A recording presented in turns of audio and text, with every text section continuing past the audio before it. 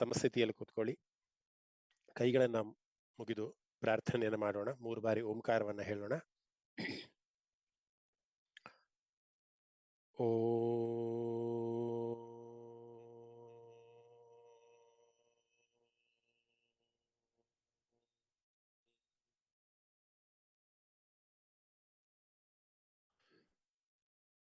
ಓ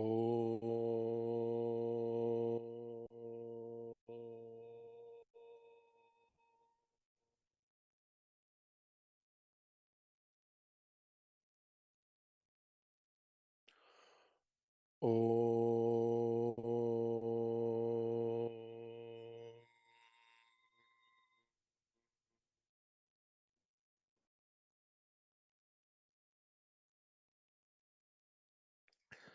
ಸದಾ ಬಾಲರೂಪಾಪಿ ವಿಘ್ನಾದ್ರಿಹಂತ್ರಿ ಮಹಾದಂತಿ ವಕ್ತ್ರಾಪಿ ಪಂಚಾಸ್ಯ ಮಾನ್ಯ ವಿಧೀಂದ್ರಾದಿಭೃಗ್ಯ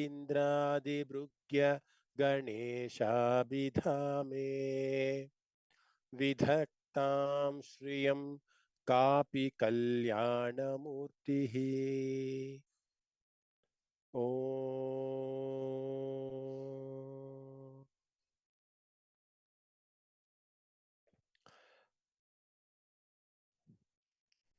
Recording in progress. ಎಲ್ಲರಿಗೂ ನಮಸ್ಕಾರ. ವಿಷ್ಣು ಸಹಸ್ರನಾಮದ 16ನೇ ಶ್ಲೋಕದಲ್ಲಿ ನಾವು ಇದ್ವಿ. ಒಂದೂವರೆ ವರ್ಷಗಳ ಕಾಲದಿಂದನೂ ಕೂಡ ಈ ಒಂದು ನಿರಂತರವಾದಂತಹ ವಿಷ್ಣುವಿನ ಧ್ಯಾನ, ವಿಷ್ಣುವಿನ ಸ್ಮರಣೆ ನಡೀತಾನೆ ಇದೆ. ಆ ಒಂದು ನಿಟ್ಟಿನಲ್ಲಿ ಒಂದಿಷ್ಟು 2-3 ಕ್ಲಾಸು ಮಿಸ್ ಆಯಿತು. ಕಾರಣಾಂತರಗಳಿಂದ ನನಗೆ ತೆಗೆದುಕೊಳ್ಳೋಕೆ ಆಗ್ಲಿಲ್ಲ. ಅದಕ್ಕೆ ದಯವಿಟ್ಟು ಕ್ಷಮೆ ಇರಲಿ. ವಿಷ್ಣು ಸಹಸ್ರನಾಮದ ಪಾರಾಯಣವನ್ನ ಯಥಾ ರೀತಿ ಮಾಡ್ತಾ ಇದ್ವಿ. ಯಾವಾಗ ಈ ರೀತಿ ನನಗೆ ಸಾಧ್ಯ ಆಗೋದಿಲ್ವೋ ಕ್ಲಾಸ್ನ ತಗೊಳ್ಳೋಕೆ, ಅಂತಹ ಸಮಯದಲ್ಲಿ ಖಂಡಿತ ವಿಷ್ಣು ಸಹಸ್ರನಾಮದ ಪಾರಾಯಣವನ್ನೇ ಒಂದು ದಿನ ಅಂತ ಇಟ್ಕೊಂಡು ಬರೀ ಪಾರಾಯಣವನ್ನೇ ಮಾಡೋಣ. ಇರುವಂತಹ ಸಮಯದಲ್ಲಿ ಆದಷ್ಟು ವಿಷ್ಣುವಿನ ನಾಮದ ಅರ್ಥ ಚಿಂತನೆಯನ್ನು ಮಾಡ್ತಾ, ಕಥೆಗಳ ಮೂಲಕ ವಿಷ್ಣುವಿನ ಆರಾಧನೆಯನ್ನು ಮಾಡ್ತಾ, ಭಾಗವತದ ಪರಿಚಯವನ್ನ ಮಾಡ್ಕೊಂತ, ವಿಷ್ಣುವಿನ ಪರಿಚಯವನ್ನು ಮಾಡ್ಕೊಂತ ನಮ್ಮ ತರಗತಿಗಳನ್ನ ಮುಂದುವರಿಸೋಣ. ನಾವು ಕಳೆದ ವಾರಕ್ಕಿಂತ ಹಿಂದಿನ ವಾರದಲ್ಲಿ ಭೋಜನಂ ಅನ್ನುವಂಥ ವಿಷ್ಣು ನಾಮಕ್ಕೆ ನಿಲ್ಸ್ಕೊಂಡಿದ್ವಿ. ಆನಂದದ ವಸ್ತುಗಳನ್ನ ಅವನು ಭೋಜನ ಅಂತ ಅಂದ್ರೆ ಒಂದು ಆತ್ಮದ ತೃಪ್ತಿಯ ಒಂದು ಭಾವನೆಯಲ್ಲಿ ಅವನು ನಾವು ಭೋಜನ ಅಥವಾ ಭೋಜನಂ ಅಂತ ಕರಿತೀವಿ ಅನ್ನೋದನ್ನ ಒಂದು ಕಥೆಯ ಮುಖಾಂತರ ಬಹಳ ವಿಸ್ತಾರವಾಗಿ ನಾವು ಅದನ್ನ ಅರ್ಥೈಸ್ಕೊಂಡಿದ್ವಿ. ಇನ್ನ ಇಲ್ಲಿಗೆ ನಿಂತಿತ್ತಲ್ವಾ? ಎಲ್ಲರಿಗೂ ಕೂಡ ನೆನಪಿದ್ರೆ ಇಲ್ಲಿಗೆ ಅಂತ ನಾನು ಭಾವಿಸ್ತೀನಿ. ಈ ನಾಮಕ್ಕೆ ನಿಂತಿತ್ತ? ಎಲ್ಲರೂ ಅನ್ಮ್ಯೂಟ್ ಮಾಡ್ಕೊಳಕ್ಕಾಗತ್ತಲ್ವಾ? ಹರಿ ಓಂ. ಎಲ್ಲರಿಗೂ ಅನ್ಮ್ಯೂಟ್ ಮಾಡ್ಕೊಳ್ಳೋ ಅವಕಾಶ ಇದೆ ಅಲ್ವಾ? ಆಗ್ತಾ ಇಲ್ವಾ ಯಾರಿಗೂ ಅನ್ಮ್ಯೂಟ್ ಮಾಡ್ಕೊಳ್ಳೋದಕ್ಕೆ? ಒಂದ್ ನಿಮಿಷ. ಓಕೆ, ಒಂದೇ ಒಂದು ನಿಮಿಷ.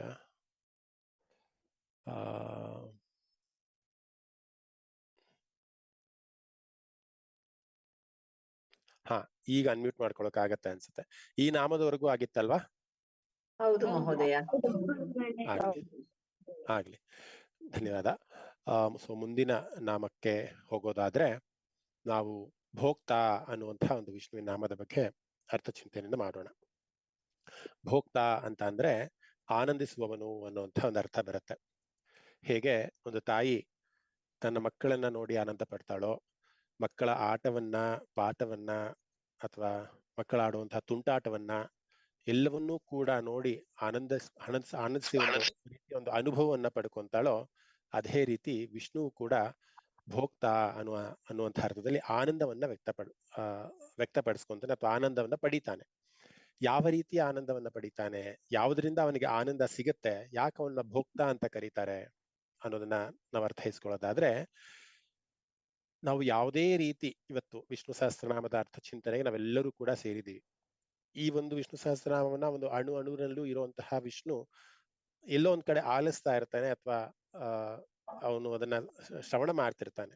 ಅನ್ನುವಂಥ ಅರ್ಥದಲ್ಲಿ ಭೋಕ್ತ ಅನ್ನುವಂಥ, ಅಂದ್ರೆ ಎಲ್ಲವನ್ನು ಸ್ವೀಕಾರ ಮಾಡುವವನು, ತನ್ನ ಭಕ್ತರ ಒಂದು ಚೇಷ್ಟೆಗಳನ್ನ ಅಥವಾ ಭಕ್ತರ ಒಂದು ಪೂಜೆಯನ್ನ ಪುನಸ್ಕಾರವನ್ನ ಅವನು ಸ್ವೀಕಾರ ಮಾಡುವಂತಹ ಒಂದು ಶಕ್ತಿಯನ್ನ ಅವನಿಗಿದೆ ಅನ್ನುವಂತಹ ಅರ್ಥದಲ್ಲಿ ಅವನಿಗೆ ನಾವು ಭೋಕ್ತ ಅನ್ನುವಂತಹ ಒಂದು ನಾಮದಲ್ಲಿ ಕರಿತೀವಿ.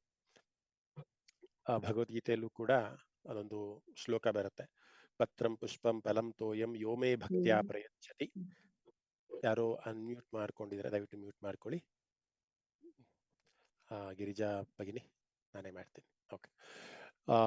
ಪತ್ರಂ ಪುಷ್ಪಂ ಫಲಂ ತೋಯಂ ಯೋಮೇ ಭಕ್ತ್ಯಾ ಪ್ರಯಚ್ಛತಿ ತದಹಂ ಭಕ್ತ್ಯುಪಹೃತಂ ಅಶ್ನಾಮಿ ಪ್ರಯತಾತ್ಮನಃ ಅನ್ನುವಂಥ ಒಂದು ಶ್ಲೋಕ ಇದೆ. ಪತ್ರದಿಂದ, ಫಲದಿಂದ, ಪುಷ್ಪದಿಂದ ಯಾವುದೇ ರೀತಿ ನನ್ನನ್ನ ಅರ್ಚನೆ ಮಾಡಿದ್ರು ಕೂಡ ಅದು ನನಗೆ ಬಂದು ಸೇರುತ್ತೆ ಅನ್ನುವಂಥ ಅರ್ಥದಲ್ಲಿ ಭೋಕ್ತ ಅನ್ನುವಂತಹ ಒಂದು ನಾಮವನ್ನು ಕೂಡ ನಾವು ಅರ್ಥೈಸ್ಕೊಬಹುದು. ಅಂದ್ರೆ ನಾವು ವಿಷ್ಣುವನ್ನ ಯಾವುದೇ ರೀತಿಯಲ್ಲಿ ನಾವು ಆರಾಧನೆಯನ್ನ ಮಾಡಿದ್ರು ಕೂಡ, ಪ್ರೀತಿಸಿದ್ರು ಕೂಡ, ಒಂದು ಒಲವನ್ನ ತೋರಿಸಿದ್ರು ಕೂಡ, ಒಂದೇ ಒಂದು ತುಳಸಿಯ ದಳದನ್ನ ಅರ್ಪಣೆ ಮಾಡಿ ಅವನಿಗೆ ನಾವು ಸಮರ್ಪಣೆ ರೀತಿಯಲ್ಲಿ ಮಾಡಿದ್ರು ಕೂಡ ಅವನು ತೃಪ್ತನಾಗ್ತಾನೆ. ಯಾಕೆಂದ್ರೆ ಅವನು ಭೋಕ್ತ. ಭೋಕ್ತ ಅಂತ ಅಂದ್ರೆ ಆನಂದಿಸುವವನು. ನಮ್ಮೆಲ್ಲರ ಒಂದು ಪ್ರೀತಿಯ ಅಥವಾ ಭಾವವನ್ನ ಅವನು ಅರ್ಥ ಮಾಡ್ಕೊಳ್ಳುವಂತಹ ಒಂದು ಶಕ್ತಿ ಅವನಿಗಿದೆ. ಅದಕ್ಕೋಸ್ಕರ ನಾವು ಅವನಿಗೆ ಭೋಕ್ತ ಅಂತ ಕರಿತೀವಿ ಅಂತ. ಯಾವಾಗಲೂ ಕೂಡ ಅನ್ನವನ್ನ ಸೇವಿಸ್ಬೇಕು ಅಂದ್ರೂ ಕೂಡ ನಾವು ಸಾಮಾನ್ಯವಾಗಿ ಈ ಶ್ಲೋಕವನ್ನ ಹೇಳ್ತೀವಿ, ಭಗವದ್ಗೀತೆಯ ಶ್ಲೋಕವನ್ನ. ಬ್ರಹ್ಮಾರ್ಪಣಂ ಬ್ರಹ್ಮವಿಹಿ ಬ್ರಹ್ಮಾಗ್ನೌ ಬ್ರಹ್ಮಣಾಹುತಂ ಬ್ರಹ್ಮೈವ ತೇನ ಗಂತವ್ಯಂ ಬ್ರಹ್ಮ ಕರ್ಮ ಸಮಾಧಿನ ಅಂತ. ನಾ ಮಾಡುವಂತಹ ಊಟ ನಿನಗೆ ಅರ್ಪಿತವಾಗುವಂತಹ ಒಂದು ಭಾವದಲ್ಲಿ ನಾನು ಈ ದೇಹಕ್ಕೆ ಆಹಾರವನ್ನ ಸ್ವೀಕಾರ ಮಾಡ್ತಾ ಇದ್ದೀನಿ ಅನ್ನುವಂತಹ ಒಂದು ಅನ್ನುವಂತಹ ಭಾವ ಆಗಿರ್ಬೋದು, ಅಥವಾ ಪೂಜೆಯನ್ನ ಮಾಡ್ಬೇಕಾದ್ರೆ ನಿನಗೆ ಅರ್ಪಿತ ಸ್ವಾಮಿ ಅನ್ನುವಂತಹ ಒಂದು ಭಾವ ಆಗಿರ್ಬೋದು, ಎಲ್ಲವನ್ನೂ ಕೂಡ ಅವನು ಸ್ವೀಕಾರ ಮಾಡ್ತಾ ಇದ್ದಾನೆ ಅನ್ನುವಂತಹ ಒಂದು ಅರ್ಥದಲ್ಲಿ ನಾವು ಭೋಕ್ತ ಅನ್ನುವಂತಹ ಒಂದು ನಾಮವನ್ನ ಅರ್ಥೈಸ್ಕೊಳ್ಬೋದು. ಯಥಾ ರೀತಿ ಕಥೆಯ ಮುಖಾಂತರ ನಾವೊಂದು ಈ ಒಂದು ನಾಮವನ್ನ ಅರ್ಥೈಸ್ಕೊಂತೀವಿ ಅನ್ನೋದಾದ್ರೆ, ನಾನು ಮೀರಾಬಾಯಿ, ಎಲ್ಲರೂ ಕೂಡ ತುಂಬಾ ಚಿರಪರಿಚಿತರು. ಮೀರಾಬಾಯಿ ಅಂದ ತಕ್ಷಣ ಕೃಷ್ಣನ ಒಂದು ಪರಮ ಭಕ್ತೆ ಅವಳು. ಎಷ್ಟರ ಮಟ್ಟಿಗೆ ಅವಳ ಆರಾಧನೆ ಇತ್ತು, ಎಷ್ಟರ ಮಟ್ಟಿಗೆ ಅವಳ ಮನಸ್ಥಿತಿ ಇತ್ತು, ಎಷ್ಟರ ಮಟ್ಟಿಗೆ ಅವಳ ಭಾವಪರವಶಳಾಗಿ ಕೃಷ್ಣನನ್ನ ಆರಾಧನೆ ಮಾಡ್ತಿದ್ಲು ಅನ್ನೋದನ್ನ ಒಂದು ಕಥೆಯ ಮುಖಾಂತರ ನೋಡೋದಾದ್ರೆ, ಒಂದು ಪುಸ್ತಕವನ್ನ ರೆಫರ್ ಮಾಡಿ ಯಾರು ಈ ಮೀರಾಬಾಯಿ, ಅವಳಿಗೆ ಕೃಷ್ಣನ ಮೇಲೆ ಒಲವು ಯಾವ ರೀತಿ ಬಂತು ಅನ್ನೋದೆಲ್ಲ ಒಂದ್ ಸ್ವಲ್ಪ ಅಧ್ಯಯನ ಮಾಡಿದಾಗ ಒಂದಿಷ್ಟು ಇನ್ಫಾರ್ಮೇಶನ್ ನನಗೆ ಸಿಗ್ತಾ ಹೋಯ್ತು. ಅದನ್ನ ಓದಿ ಇನ್ನೂ ನನಗೆ ಕೃಷ್ಣನ ಮೇಲೆ ಒಲವು ಅಥವಾ ಅನುರಾಗ ಇನ್ನೂ ಜಾಸ್ತಿ ಆಯ್ತಾ ಹೋಯ್ತು. ನಿಮಗೂ ಕೂಡ ಅದೇ ಭಾವ ಬರುತ್ತೆ ಅನ್ನುವಂತಹ ಅರ್ಥದಲ್ಲಿ ಇವತ್ತು ಮೀರಾಬಾಯಿನ ಒಂದು ಕಥೆಯನ್ನ ನಿಮ್ಗೋಸ್ಕರ ಒಂದು ತಂದಿಟ್ಟಿದ್ದೀನಿ. ಸಾಮಾನ್ಯವಾಗಿ ಮೀರಾಬಾಯಿ ಅಂದ ತಕ್ಷಣ ಮೀರಾ ಭಜನ್ಸ್ ಅಂತ ನಾವು ಕೇಳಿರ್ತೀವಿ. ಹಾಡಿನ ಮುಖಾಂತರ ಒಂದು ಮೆಮೊರಿಯನ್ನ ಬಿಟ್ಟು ಹೋದಂತಹ ಒಂದು ಪರಮ ಆತ್ಮ ಮೀರಾಬಾಯಿ ಅನ್ನುವಂಥವ್ರು. ಈ ಅಕ್ಕಮಾದೇವಿ ಅಂತ ನಾವೇನು ಕರಿತೀವಿ, ಅಂದ್ರೆ ನಿಮ್ಗೆಲ್ಲರೂ ಕೂಡ ಗೊತ್ತಿರುತ್ತೆ. ಅಕ್ಕಮಾದೇವಿ ಮತ್ತೆ ಮೀರಾ ಇಬ್ಬರನ್ನು ಕೂಡ ತಾಳೆ ಮಾಡಿದ್ರೆ, ಇಬ್ಬರೂ ಕೂಡ ಶಿವನಿಗೆ, ಅಕ್ಕಮಾದೇವಿ ಶಿವನಿಗೆ ಅವಳೇ ನನ್ನ ಗಂಡ ಅಂತ ಆರಾಧನೆಯನ್ನ ಮಾಡಿದ್ರೆ, ಇನ್ನು ಇಲ್ಲಿ ಮೀರಾಬಾಯಿ ಕೃಷ್ಣನೇ ನನ್ನ ಗಂಡ ಅಂತ ಅವಳು ಆರಾಧನೆಯನ್ನ ಮಾಡ್ತಾಳೆ. ಯಾಕೆ ಅವಳಿಗೆ ಆ ರೀತಿ ಒಂದು ಮನಸ್ಥಿತಿ ಬಂತು, ಏನು ಕಾರಣ ಅದನ್ನ ನಾವು ಸ್ವಲ್ಪ ಕೆದಕ್ತಾ ಹೋದಾಗ, ಅವಳು ಜೋಧ್ಪುರ್ ಅನ್ನುವ ರಾಜ ರತನ್ ಸಿಂಗ್ ಅನ್ನುವಂತಹ ಒಂದು ವಂಶದಲ್ಲಿ ಅವಳು ಹುಟ್ಟುತ್ತಾಳೆ. ಹುಟ್ಟಿದ ನಂತರ ರಜಪೂತ್ ಫ್ಯಾಮಿಲಿ ನಲ್ಲಿ, ಬಹಳ ಶ್ರೀಮಂತವಾದಂತಹ ಫ್ಯಾಮಿಲಿ ಅದು ಆಗಿನ ಕಾಲದಲ್ಲಿ. ಆ ರಜಪೂತ್ ಫ್ಯಾಮಿಲಿನಲ್ಲಿ ಅವಳು ಬಾಲ್ಯವನ್ನ ಕಲಿತಾ ಇರ್ತಾಳೆ. ಬಾಲ್ಯವನ್ನ ಕಲಿತಾ ಇರ್ಬೇಕಂದ್ರೆ ಹೀಗೆ ಒಂದು ದಿನ ಯಾರೋ ಒಬ್ಬ ಮನೆಯ ಬಾಗಿಲ ಮುಂದೆ ಒಂದು ಮದುವೆಯ ಒಂದು ದಿಬ್ಬಣ ಹೋಗ್ತಾ ಇರತ್ತೆ. ದಿಬ್ಬಣ ಅಂದ್ರೆ ನಿಮ್ಗೆ ಗೊತ್ತಿರತ್ತೆ, ಮೆರವಣಿಗೆ ಹೋಗ್ತಾ ಇರತ್ತೆ. ಆ ಹುಡುಗಿಯ ಜೊತೆ ಅವರ ತಾತ ಇರ್ತಾರೆ.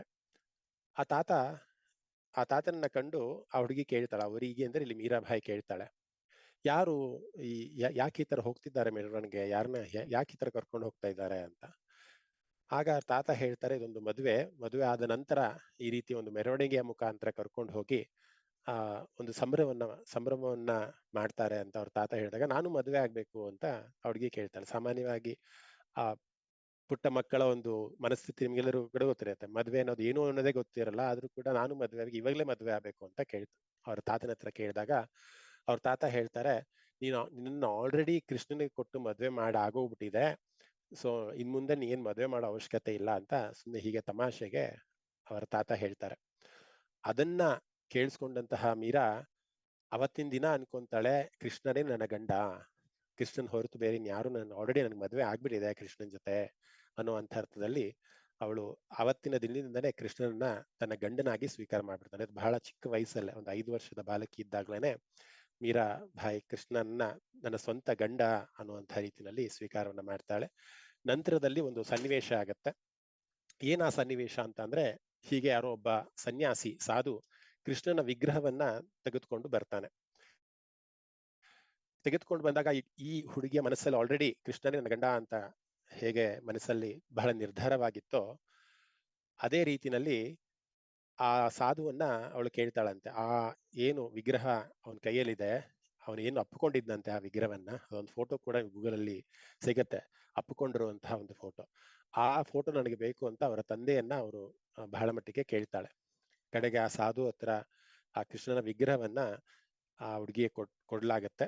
ಆ ಚಿಕ್ಕ ವಯಸ್ಸಿಂದನೂ ಕೂಡ ಕೃಷ್ಣನ ಮೇಲೆ ಅಷ್ಟು ಒಲವು, ಅಷ್ಟು ಪ್ರೇಮ, ಅನುರಾಗವನ್ನ ಅಂತರಾತ್ಮದಲ್ಲಿ ಅವಳು ಬೆಳೆಸ್ಕೊಂಡ್ಬಿಟ್ಟಿರ್ತಾಳೆ.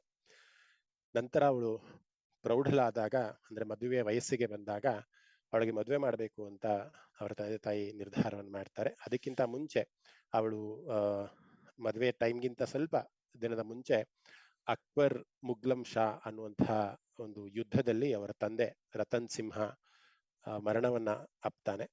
ನಂತರದಲ್ಲಿ ಅವಳ ತಾಯಿನೂ ಕೂಡ ಮರಣವನ್ನ ಅಪ್ತಾರೆ. ತಂದೆ ತಾಯಿಯನ್ನ ಕಳ್ಕೊಂಡಂತಹ ಮೀರಾ ತನ್ನ ತಾತನ ಒಂದು ಆಸರೆಯಲ್ಲೇ ಬೆಳೀತಾಳೆ. ನಂತರದಲ್ಲಿ ಮದುವೆ ಅಂತ ಬಂದಾಗ ಅವಳಿಗೆ ಮದುವೆ ಇಂತಹ ವೈವಾಹಿಕ ಜೀವನ ಅವಳಿಗೆ ಸ್ವಲ್ಪವೂ ಕೂಡ ಇಷ್ಟನೇ ಇರೋದಿಲ್ಲ. ಯಾಕೆಂದ್ರೆ ಆಲ್ರೆಡಿ ಅವಳು ಕೃಷ್ಣನೇ ನನ್ನ ಗಂಡ ಅಂತ ಸ್ವೀಕಾರ ಮಾಡಿರೋದ್ರಿಂದ ಈ ಮದುವೆ ಅನ್ನೋದೆಲ್ಲ ಅವಳಿಗೆ ಯಾವುದೇ ರೀತಿಯ ಒಂದು ಮೋಹ ಅಥವಾ ಅಟ್ಯಾಚ್ಮೆಂಟು ಇರೋದೇ ಇಲ್ಲ. ಆದ್ರೂ ಕೂಡ ಮದುವೆಯ ಒಂದು ಸಮಯ ಬಂದಿದೆ ಅನ್ನುವಂಥನ್ನ ಅರ್ಥೈಸ್ಕೊಂಡು ಅವರ ತಾತ ಮದುವೆಗೆ ಅಣಿಯನ್ನ ಮಾಡ್ತಾರೆ. ಕಡೆಗೆ ಮೀರಾಬಾಯಿ ಒಬ್ಬರನ್ನ ಮದುವೆನೂ ಕೂಡ ಆಗ್ತಾರೆ. ಮದುವೆ ಆದಂತಹ ಒಂದು ಸಾಂಸಾರಿಕ ಜೀವನ ಅಷ್ಟರ ಮಟ್ಟಿಗೆ ಚೆನ್ನಾಗಿರಲ್ಲ. ಯಾಕೆಂದ್ರೆ ಮನಸ್ಸಿನಲ್ಲಿ ಕೃಷ್ಣನೇ ನನ್ನ ಗಂಡ ಅನ್ನುತ್ತ ಆಲ್ರೆಡಿ ಸ್ವೀಕಾರ ಮಾಡೋದ್ರಿಂದ ಭೋಜರಾಜ್ ಅನ್ನುವಂಥವನು ಅವನ ಜೊತೆ ಒಂದು ಮದುವೆ ಆಗತ್ತೆ.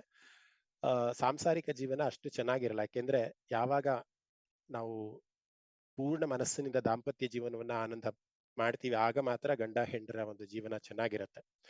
ಇಲ್ಲಿ ಮೀರಾಬಾಯಿಗೆ ಕೃಷ್ಣನೇ ಎಲ್ಲ, ಕೃಷ್ಣನ ಭಜನೆ, ಕೃಷ್ಣನ ಆರಾಧನೆ ಎಲ್ಲ ಆಗಿರುತ್ತೆ. ಆದ್ರೆ ಈ ಸಾಂಸಾರಿಕ ಜೀವನ ಇಲ್ಲಿ ಯಾವುದೂ ಕೂಡ ಅವಳಿಗೆ ಲಕ್ಷ್ಯ ಇರ್ತಾ ಇರ್ಲಿಲ್ಲ.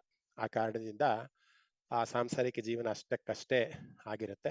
ನಂತರದಲ್ಲಿ ಭೋಜರಾಜ ಅನ್ನುವಂತಹ ಅವನ ಗಂಡನು ಕೂಡ ಮರಣವನ್ನ ಅಪ್ತಾನೆ. ತದನಂತರದಲ್ಲಿ ಮೀರಾಬಾಯಿ ಅವಳ ಇಡೀ ಸಂಪೂರ್ಣವಾದಂತಹ ಜೀವನವನ್ನ ಕೃಷ್ಣನಿಗೆ ಅಂತಾನೆ ಮೀಸಲಾಗಿಡ್ತಾಳೆ. ಅವರ ಭಜನೆ, ಅವಳ ಆರಾಧನೆ, ಬೃಂದಾವನಕ್ಕೆ ಹೋಗೋದು, ದ್ವಾರಕೆಗೆ ಹೋಗೋದು, ಅಲ್ಲಿ ಕುಣಿಯುವಂಥದ್ದು, ಭಜನೆಗಳನ್ನ ಹಾಡಿ ಕುಣಿಯುವಂಥದ್ದು, ಎಲ್ಲರಿಗೂ ಕೃಷ್ಣನ ಒಂದು ಪ್ರವಚನವನ್ನ ಮಾಡುವಂಥದ್ದು, ಆರಾಧನೆಯನ್ನ ಮಾಡುವಂಥದ್ದು, ಈ ರೀತಿ ಅವಳ ಇಡೀ ಜೀವನವನ್ನ ಬರೀ ಕೃಷ್ಣನಿಗೋಸ್ಕರನೇ ಅಂತಾನೆ ಮುಡಿಪಾಗಿಟ್ಟು ಅವಳು ಒಂದು ಜೀವನವನ್ನ ಸಾಕ್ತಾ ಹೋಗ್ತಾಳೆ. ಇವತ್ತಿಗೂ ಕೂಡ ಹಿಂದಿಯಲ್ಲಿ ಮೀರಾ ಭಜನ್ಸ್, ಬಹಳ ಪ್ರಸಿದ್ಧವಾದಂತಹ ಮೀರಾ ಭಜನ್ಸ್ ಇದೆ. ಅವನೇ ಎಲ್ಲ, ಅವನೇ ಸರ್ವಸ್ವ ಅನ್ನುವಂತಹ ಒಂದು ಅರ್ಥದಲ್ಲಿ ಹಾಡಿ ಕೊಂಡಾಡಿ ಹೊಗಳಿದಾಳೆ. ಸೊ ಅದಕ್ಕೆ ಈ ನಾಮದಕ್ಕೆ, ಭೋಕ್ತಾ ಅನ್ನುವಂಥ ನಾಮಕ್ಕೆ ಯಾಕೆ ನಾನು ಮೀರಾಬಾಯಿನ ಎಕ್ಸಾಂಪಲ್ ಆಗಿ ತಗೊಂಡೆ ಅಂತ ಅಂದ್ರೆ, ಅವಳು ಮಾಡಿದಂತಹ ಪ್ರತಿಯೊಂದು ಕಾರ್ಯವನ್ನು ಕೂಡ, ಪ್ರತಿಯೊಂದು ಆರಾಧನೆಯನ್ನು ಕೂಡ ಪರಮಾತ್ಮ ಅದೇ ರೀತಿ ಸ್ವೀಕಾರ ಮಾಡಿದ್ದಾನೆ ಅನ್ನುವಂಥ ಅರ್ಥ. ಒಂದು ಭಜನ್ನ ನಾನು ಕೇಳ್ಕೊಂಡು ಅದನ್ನ ಕನ್ನಡಕ್ಕೆ ಅನುವಾದ ಮಾಡೋದಕ್ಕೆ ಟ್ರೈ ಮಾಡಿದೆ, ಯಾವ ರೀತಿಯ ಒಂದು ಭಾವ ಇದೆ ಅಂತ. ಕನ್ನಡಕ್ಕೆ ಅದನ್ನ ಅನುವಾದ ಮಾಡಿದಾಗ ನನಗೆ ಈ ಒಂದು ತಾತ್ಪರ್ಯ ಸಿಕ್ತು. ಆಕೆ ಹೇಳ್ತಾಳೆ, ನಾವು ಏನಾದ್ರೂ ಸ್ನಾನ ಮಾಡ್ಕೊಂತೀವಿ, ಸ್ನಾನದಿಂದ ನಾವು ಕೃಷ್ಣನನ್ನ ಕಾಣಬಹುದು ಅನ್ನುವಂಥ ಒಂದು ಮನಸ್ಥಿತಿಯನ್ನ ನಾವೇನಾದ್ರೂ ಹೊಂದ್ಕೊಂಡಿದ್ರೆ, ಜಲಚರಗಳಿರ್ತಾವಲ್ಲ, ನದಿ, ಪ್ರಪಾತ, ಜಲ, ಅವನೇ ನಾನು ಪೂಜೆ ಮಾಡ್ತೀನಿ, ಅವೇ ಧನ್ಯ ಅಂತ ಮೀರಾ ಹೇಳ್ತಾಳೆ. ಅಕಸ್ಮಾತ್ ನಾನು ಹಣ್ಣುಗಳನ್ನ ಸಮರ್ಪಣೆ ಮಾಡಿ ಕೃಷ್ಣನ ಹೋಲಿಸ್ಕೊಂತೀನಿ ಅಂತ ನಾನೇನಾದ್ರೂ ಅನ್ಕೊಂಡ್ರೆ, ಮಂಗಗಳೇ ಶ್ರೇಷ್ಠ, ಮಂಗಳನ್ನೇ ನಾನು ಪೂಜೆ ಮಾಡ್ತೀನಿ. ಯಾಕೆಂದ್ರೆ ಮಂಗಗಳು ಯಾವಾಗ್ಲೂ ಹಣ್ಣು ಹಂಪಲನ್ನೇ ತಿನ್ಕೊಂಡು ಜೀವನ ಮಾಡ್ತಾವಲ್ವಾ. ಸೊ ಹಾಗೆ ಮಂಗಗಳೇ ಶ್ರೇಷ್ಠ ಅಂತ ಅವಳು ಹೇಳ್ತಾಳೆ ತನ್ನ ಹಾಡಿನಲ್ಲಿ, ಇವೆಲ್ಲವೂ ಕೂಡ ಹೇಳುವಂಥದ್ದು. ಇನ್ನು ತುಳಸಿನಲ್ಲಿ ನಾನು ಕೃಷ್ಣವನ್ನ ಆರಾಧನೆಯನ್ನ ಮಾಡ್ತೀನಿ ಅಂತ ನಾವೇನಾದ್ರೂ ಅನ್ಕೊಂಡ್ರೆ, ನನ್ನ ಒಂದು ಮನೆಯ ಸುತ್ತಲೂ ಬರೀ ತುಳಸಿ ವನವನ್ನೇ ನಾನು ಅಂದ್ರೆ ಗಿಡವನ್ನ ನೆಟ್ಟಿ ಬರೀ ತುಳಸಿಯನ್ನೇ ನಾನು ಆರಾಧನೆಯನ್ನ ಮಾಡ್ತೀನಿ ಅಂತ ಹೇಳ್ತಾಳೆ. ಇವೆಲ್ಲವೂ ಕೂಡ ಭಾವ. ನಾವೆಲ್ಲರೂ ಕೂಡ ಸಾಮಾನ್ಯವಾಗಿ ಪೂಜೆ ಮಾಡ್ತೀವಿ, ಎಲ್ಲರೂ ಕಲ್ಲಿನ ವಿಗ್ರಹಕ್ಕೆ ಪೂಜೆ ಮಾಡ್ತೀವಿ. ಅದನ್ನೇ ಅವಳು ಮುಂದಕ್ಕೂ ಹೇಳ್ತಾಳೆ. ಕಲ್ಲಲ್ಲಿ ಕೃಷ್ಣ ಇದ್ದಾನೆ ಅಂತ ನಾವೇನಾದ್ರೂ ಭಾವಿಸಿದ್ರೆ ಪರ್ವತಗಳೇ ಶ್ರೇಷ್ಠ ಅಂತ ಹೇಳ್ತಾಳು ಅಲ್ಲಿ ಹಾಡಿನಲ್ಲಿ. ಪರ್ವತಗಳೇ ನಾನು ಪೂಜೆ ಮಾಡ್ತೀನಿ ಅಂತ. ಇನ್ನ ನಾವು ಕುಡಿಯುವಂತ ಹಾಲು ಅದರಲ್ಲಿ ಅದೇ ಶ್ರೇಷ್ಠ ಅಂತ ಆದ್ರೆ ನಾನು ಹಾಲು ಕುಡಿಯುವಂತ ಕರುನೇ ನಾನು ಪೂಜೆ ಮಾಡ್ತೀನಿ ಅಂತ ಹೇಳ್ತಾಳೆ. ನೋಡಿ, ಇವೆಲ್ಲವೂ ಕೂಡ ಒಬ್ಬ ಭಕ್ತೆಯಲ್ಲಿ ಯಾವಾಗ ಈ ರೀತಿ ಒಂದು ಹೋಲಿಕೆ ಎಲ್ಲವೂ ಕೂಡ ಬರುತ್ತೆ ಅಂದಾಗ ನಿಜವಾದ ಭಾವ ಅಥವಾ ನಿಜವಾದ ಒಂದು ಶರಣಾಗತಿಯ ಭಾವ ಯಾವಾಗ ಒಬ್ಬ ಮನುಷ್ಯನಲ್ಲಿ ಬರುತ್ತೆ ಅವಾಗ ಇವೆಲ್ಲವೂ ಕೂಡ ಬರುತ್ತೆ. ಒಂದು ಫೇಮಸ್ ಅಂದ್ರೆ ಜನಪದ ಗೀತೆ ಒಂದು ಹಾಡಿದೆ. ನಮ್ಮ ಮಾರುತಿ ಪ್ರಸಾದ್ ಅವರ ನನ್ನ ಗುರುಗಳಾದಂತಹ ಒಬ್ಬ ಶಿಷ್ಯ ಇದ್ದಾರೆ, ಸದಾಶಿವ್ ಅಂತ, ನಮ್ಮ ವಿಜಯಲಕ್ಷ್ಮಿ ಬಗ್ಗೆ ಗೊತ್ತಿರುತ್ತೆ. ಅವರು ಈ ಹಾಡನ್ನ ಹಾಡ್ತಿರ್ತಾರೆ. ಮೈಲಾರ ಲಿಂಗೇಶ್ವರನ ಒಂದು ಹಾಡು. ಅದರಲ್ಲೂ ಕೂಡ ಇದೇ ಒಂದು ರೀತಿಗೆ ಈ ರೀತಿಯಾಗಿ ಬಂದು ಹೋಗ್ತಾ ಇರುತ್ತೆ. ಅದರಲ್ಲಿ ಏನು ಮೀಸಲ ಮಾಡಲು ಗುರು ಮೈಲಾರ ಲಿಂಗ ಅಂತ ಒಂದು ಹಾಡಿದೆ. ಕೇಳೋದಕ್ಕೆ ಇಷ್ಟಪಡ್ತೀರಾ? ಹಾಡ್ಬೋದಾ?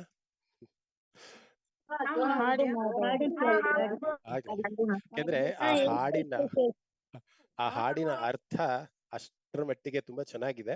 ಆ ಹಾಡಿನ ರಾಗಕ್ಕೆ ಅಥವಾ ಇದಕ್ಕೆ ಟ್ಯೂನ್ಗೆ ಬೆಲೆ ಕೊಡದಲೆ ಅದರ ಒಂದು ಸಾಲಿನ ಸಾಹಿತ್ಯಕ್ಕೆ ಬೆಲೆ ಕೊಟ್ರೆ ನಿಮ್ಗೆ ಇನ್ನೂ ತುಂಬಾ ಚೆನ್ನಾಗಿ ಆ ಹಾಡು ಅರ್ಥ ಆಗತ್ತೆ ಅಂತ ಭಾವಿಸ್ತೀನಿ. ಒಂದು ಸಣ್ಣ ಪ್ರಯತ್ನ. ಏನು ಮೀಸಲ ಮಾಡಲು ಗುರು ಮೈಲಾರ ಲಿಂಗ, ಏನು ಮೀಸಲ ಮಾಡಲು, ಏನು ಮೀಸಲ ಮಾಡಲು ಗುರು ಮೈಲಾರ ಲಿಂಗ, ಏನು ಮೀಸಲ ಮಾಡಲು.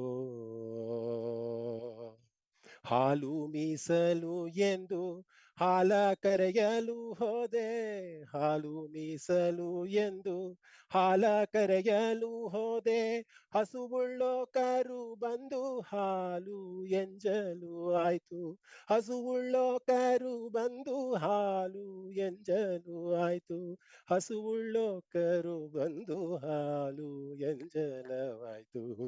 ಏನು ಮೀಸಲ ಮಾಡಲು ಗುರು ಮೈಲಾರ ಲಿಂಗ, ಏನು ಮೀಸಲ ಮಾಡಲು. ಹೂವು ನೀಡಲು ಎಂದು ಹೂವ ಕೀಳಲು ಹೋದೆ, ಹೂವು ಮೀಸಲು ಎಂದು ಹೂವ ಕೀಳಲು ಹೋದೆ, ಜೇನ ಹೀರೋ ದುಂಬಿ ಹೂವು ಎಂಜಲು ಆಯ್ತು, ಜೇನ ಹೀರಲು ದುಂಬಿ ಹೂವು ಎಂಜಲು ಆಯ್ತು, ಜೇನ ಹೀರಲು ದುಂಬಿ ಹೂವು ಎಂಜಲು ಆಯ್ತು.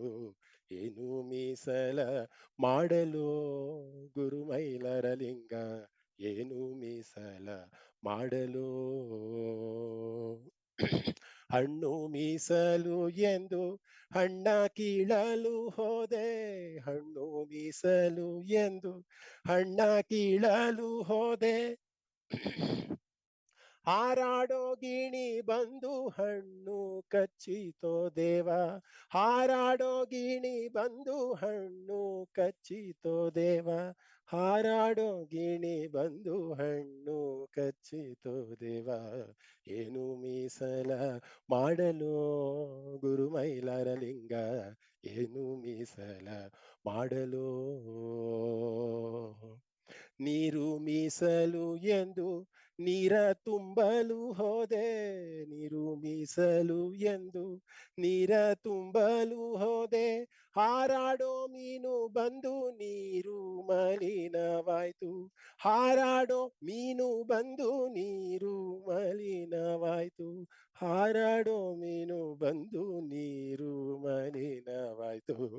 ಏನು ಮೀಸಲ ಮಾಡಲು ಗುರು ಮೈಲಾರ ಲಿಂಗ, ಏನು ಮೀಸಲ ಮಾಡಲು. ಮೂರು ಕಣ್ಣಿನ ಕಾಯಿ ಒಂದೇ ಮೀಸಲು ನಿನಗೆ, ಮೂರು ಕಣ್ಣಿನ ಕಾಯಿ ಒಂದೇ ಮೀಸಲನು ನಿನಗೆ, ಮೈಲಾರ ನಿಂಗ ನಿನ್ನ ನೀ ಕಾಯೋ ಈ ಕಾಯ, ಮೈಲಾರಲಿಂಗ ನಿನ್ನ ನೀ ಕಾಯೋ ಈ ಕಾಯ, ಮೈಲಾರಲಿಂಗ ನಿನ್ನ ನೀ ಕಾಯೋ ಈ ಕಾಯ, ಏನು ಮೀಸಲ ಮಾಡಲೋ ಗುರು ಮೈಲಾರಲಿಂಗ, ಏನು ಮೀಸಲ ಮಾಡಲೋ. ಒಂದು ಹಾಡಿನ ಅರ್ಥವನ್ನು ನಾವೆಲ್ಲರೂ ಕೂಡ ಗ್ರಹಣೆ ಮಾಡ್ತೀವಿ ಅಂದ್ರೆ, ನಾವೇನಾದ್ರು ಹಾಲ್ನ ದೇವರಿಗೆ ಸಮರ್ಪಣೆ ಮಾಡ್ತೀವಿ ಅಂತ ಅಂದ್ರೆ, ಕರು ಬಂದು ಆಲ್ರೆಡಿ ಹಾಲ್ನ ಎಂಜಾಯ್ ಮಾಡ್ಬಿಟ್ಟಿದೆ, ಹೆಂಗಪ್ಪ ನಿನ್ಗೆ ಸಮರ್ಪಣೆನ ಮಾಡ್ಲಿ, ಹೂವನ್ನ ಕಿತ್ತು ನಾನು ನಿನ್ಗೆ ಮುಡಿಸಿ ಅದನ್ನ ಆನಂದ ಪಡ್ತೀನಿ ಅಂತ ಅಂದ್ರೆ, ಜೇನು ಆಲ್ರೆಡಿ ಬಂದು ಹೂವಿನ ಮುಟ್ಟಿ ಅದು ಕೂಡ ಎಂಜಲ್ ಆಗೋಗ್ಬಿಟ್ಟಿದೆ, ಅಂದ್ರೆ ಅಪವಿತ್ರ ಆಗೋಗ್ಬಿಟ್ಟಿದೆ, ಹೂವು ಕೂಡ ಶ್ರೇಷ್ಠ ಅಲ್ಲ ಅಂತ ಭಾವಿಸ್ತೀನಿ. ಇನ್ನು ಅಕಸ್ಮಾತ್ ಹಣ್ಣನ್ನ ಕೊಟ್ಟು ನಿನ್ಗೆ ನಾನು ಸಮರ್ಪಣೆಯನ್ನ ಮಾಡ್ತೀನಿ ಅಂತ ಅಂದ್ರೆ, ಗಿಣಿ ಬಂದು ಆಲ್ರೆಡಿ ಹಣ್ಣನ್ನು ಕೂಡ ಕಚ್ಬಿಟ್ಟಿದೆ. ನಾನು ನೀರನ್ನ ಕೊಟ್ಟು ನಿನ್ಗೆ ಅಭಿಷೇಕ ಮಾಡ್ತೀನಿ ಅಂತ ಅಂದ್ರೆ, ನೀರಲ್ಲಿ ಆಲ್ರೆಡಿ ಮೀನು ಬಂದು ಮಲಿನ ಆಗ್ಬಿಟ್ಟಿದೆ ನೀರು. ನಾನು ಏನನ್ನ ಕೊಟ್ಟು ನಿನಗೆ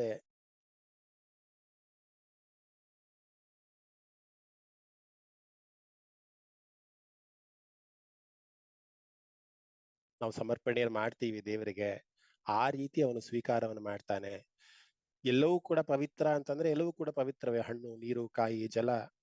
ಇವತ್ತು ಸಾಕಷ್ಟು ಕೆಮಿಕಲ್ನ ಯೂಸ್ ಮಾಡಿ ಗಂಧದ ಕಡ್ಡಿಗಳನ್ನ, ಕರ್ಪೂರಗಳನ್ನ ಮಾಡ್ತಾರೆ.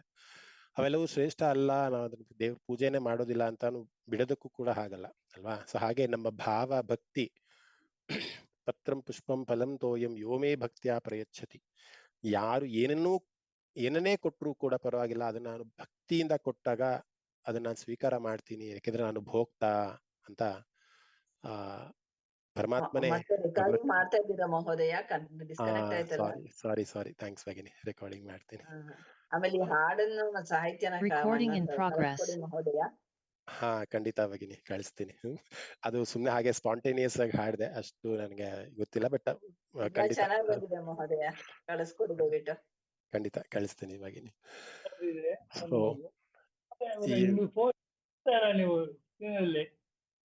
ಇಲ್ಲ, ಅದೇನೋ ಪ್ರಾಬ್ಲಮ್ ಇದೆ, ಗೊತ್ತಿಲ್ಲ ಯಾಕೆ ಅಂತ. ವಿಡಿಯೋ ಬರೀ ಬ್ಯಾಕ್ ಗ್ರೌಂಡ್ ಮಾತ್ರ ಬರ್ತಾ ಇದೆ, ಏನು ಅಂತ ಗೊತ್ತಿಲ್ಲ. ನೋಡೋಣ, ತೊಂದರೆ ಇಲ್ಲ.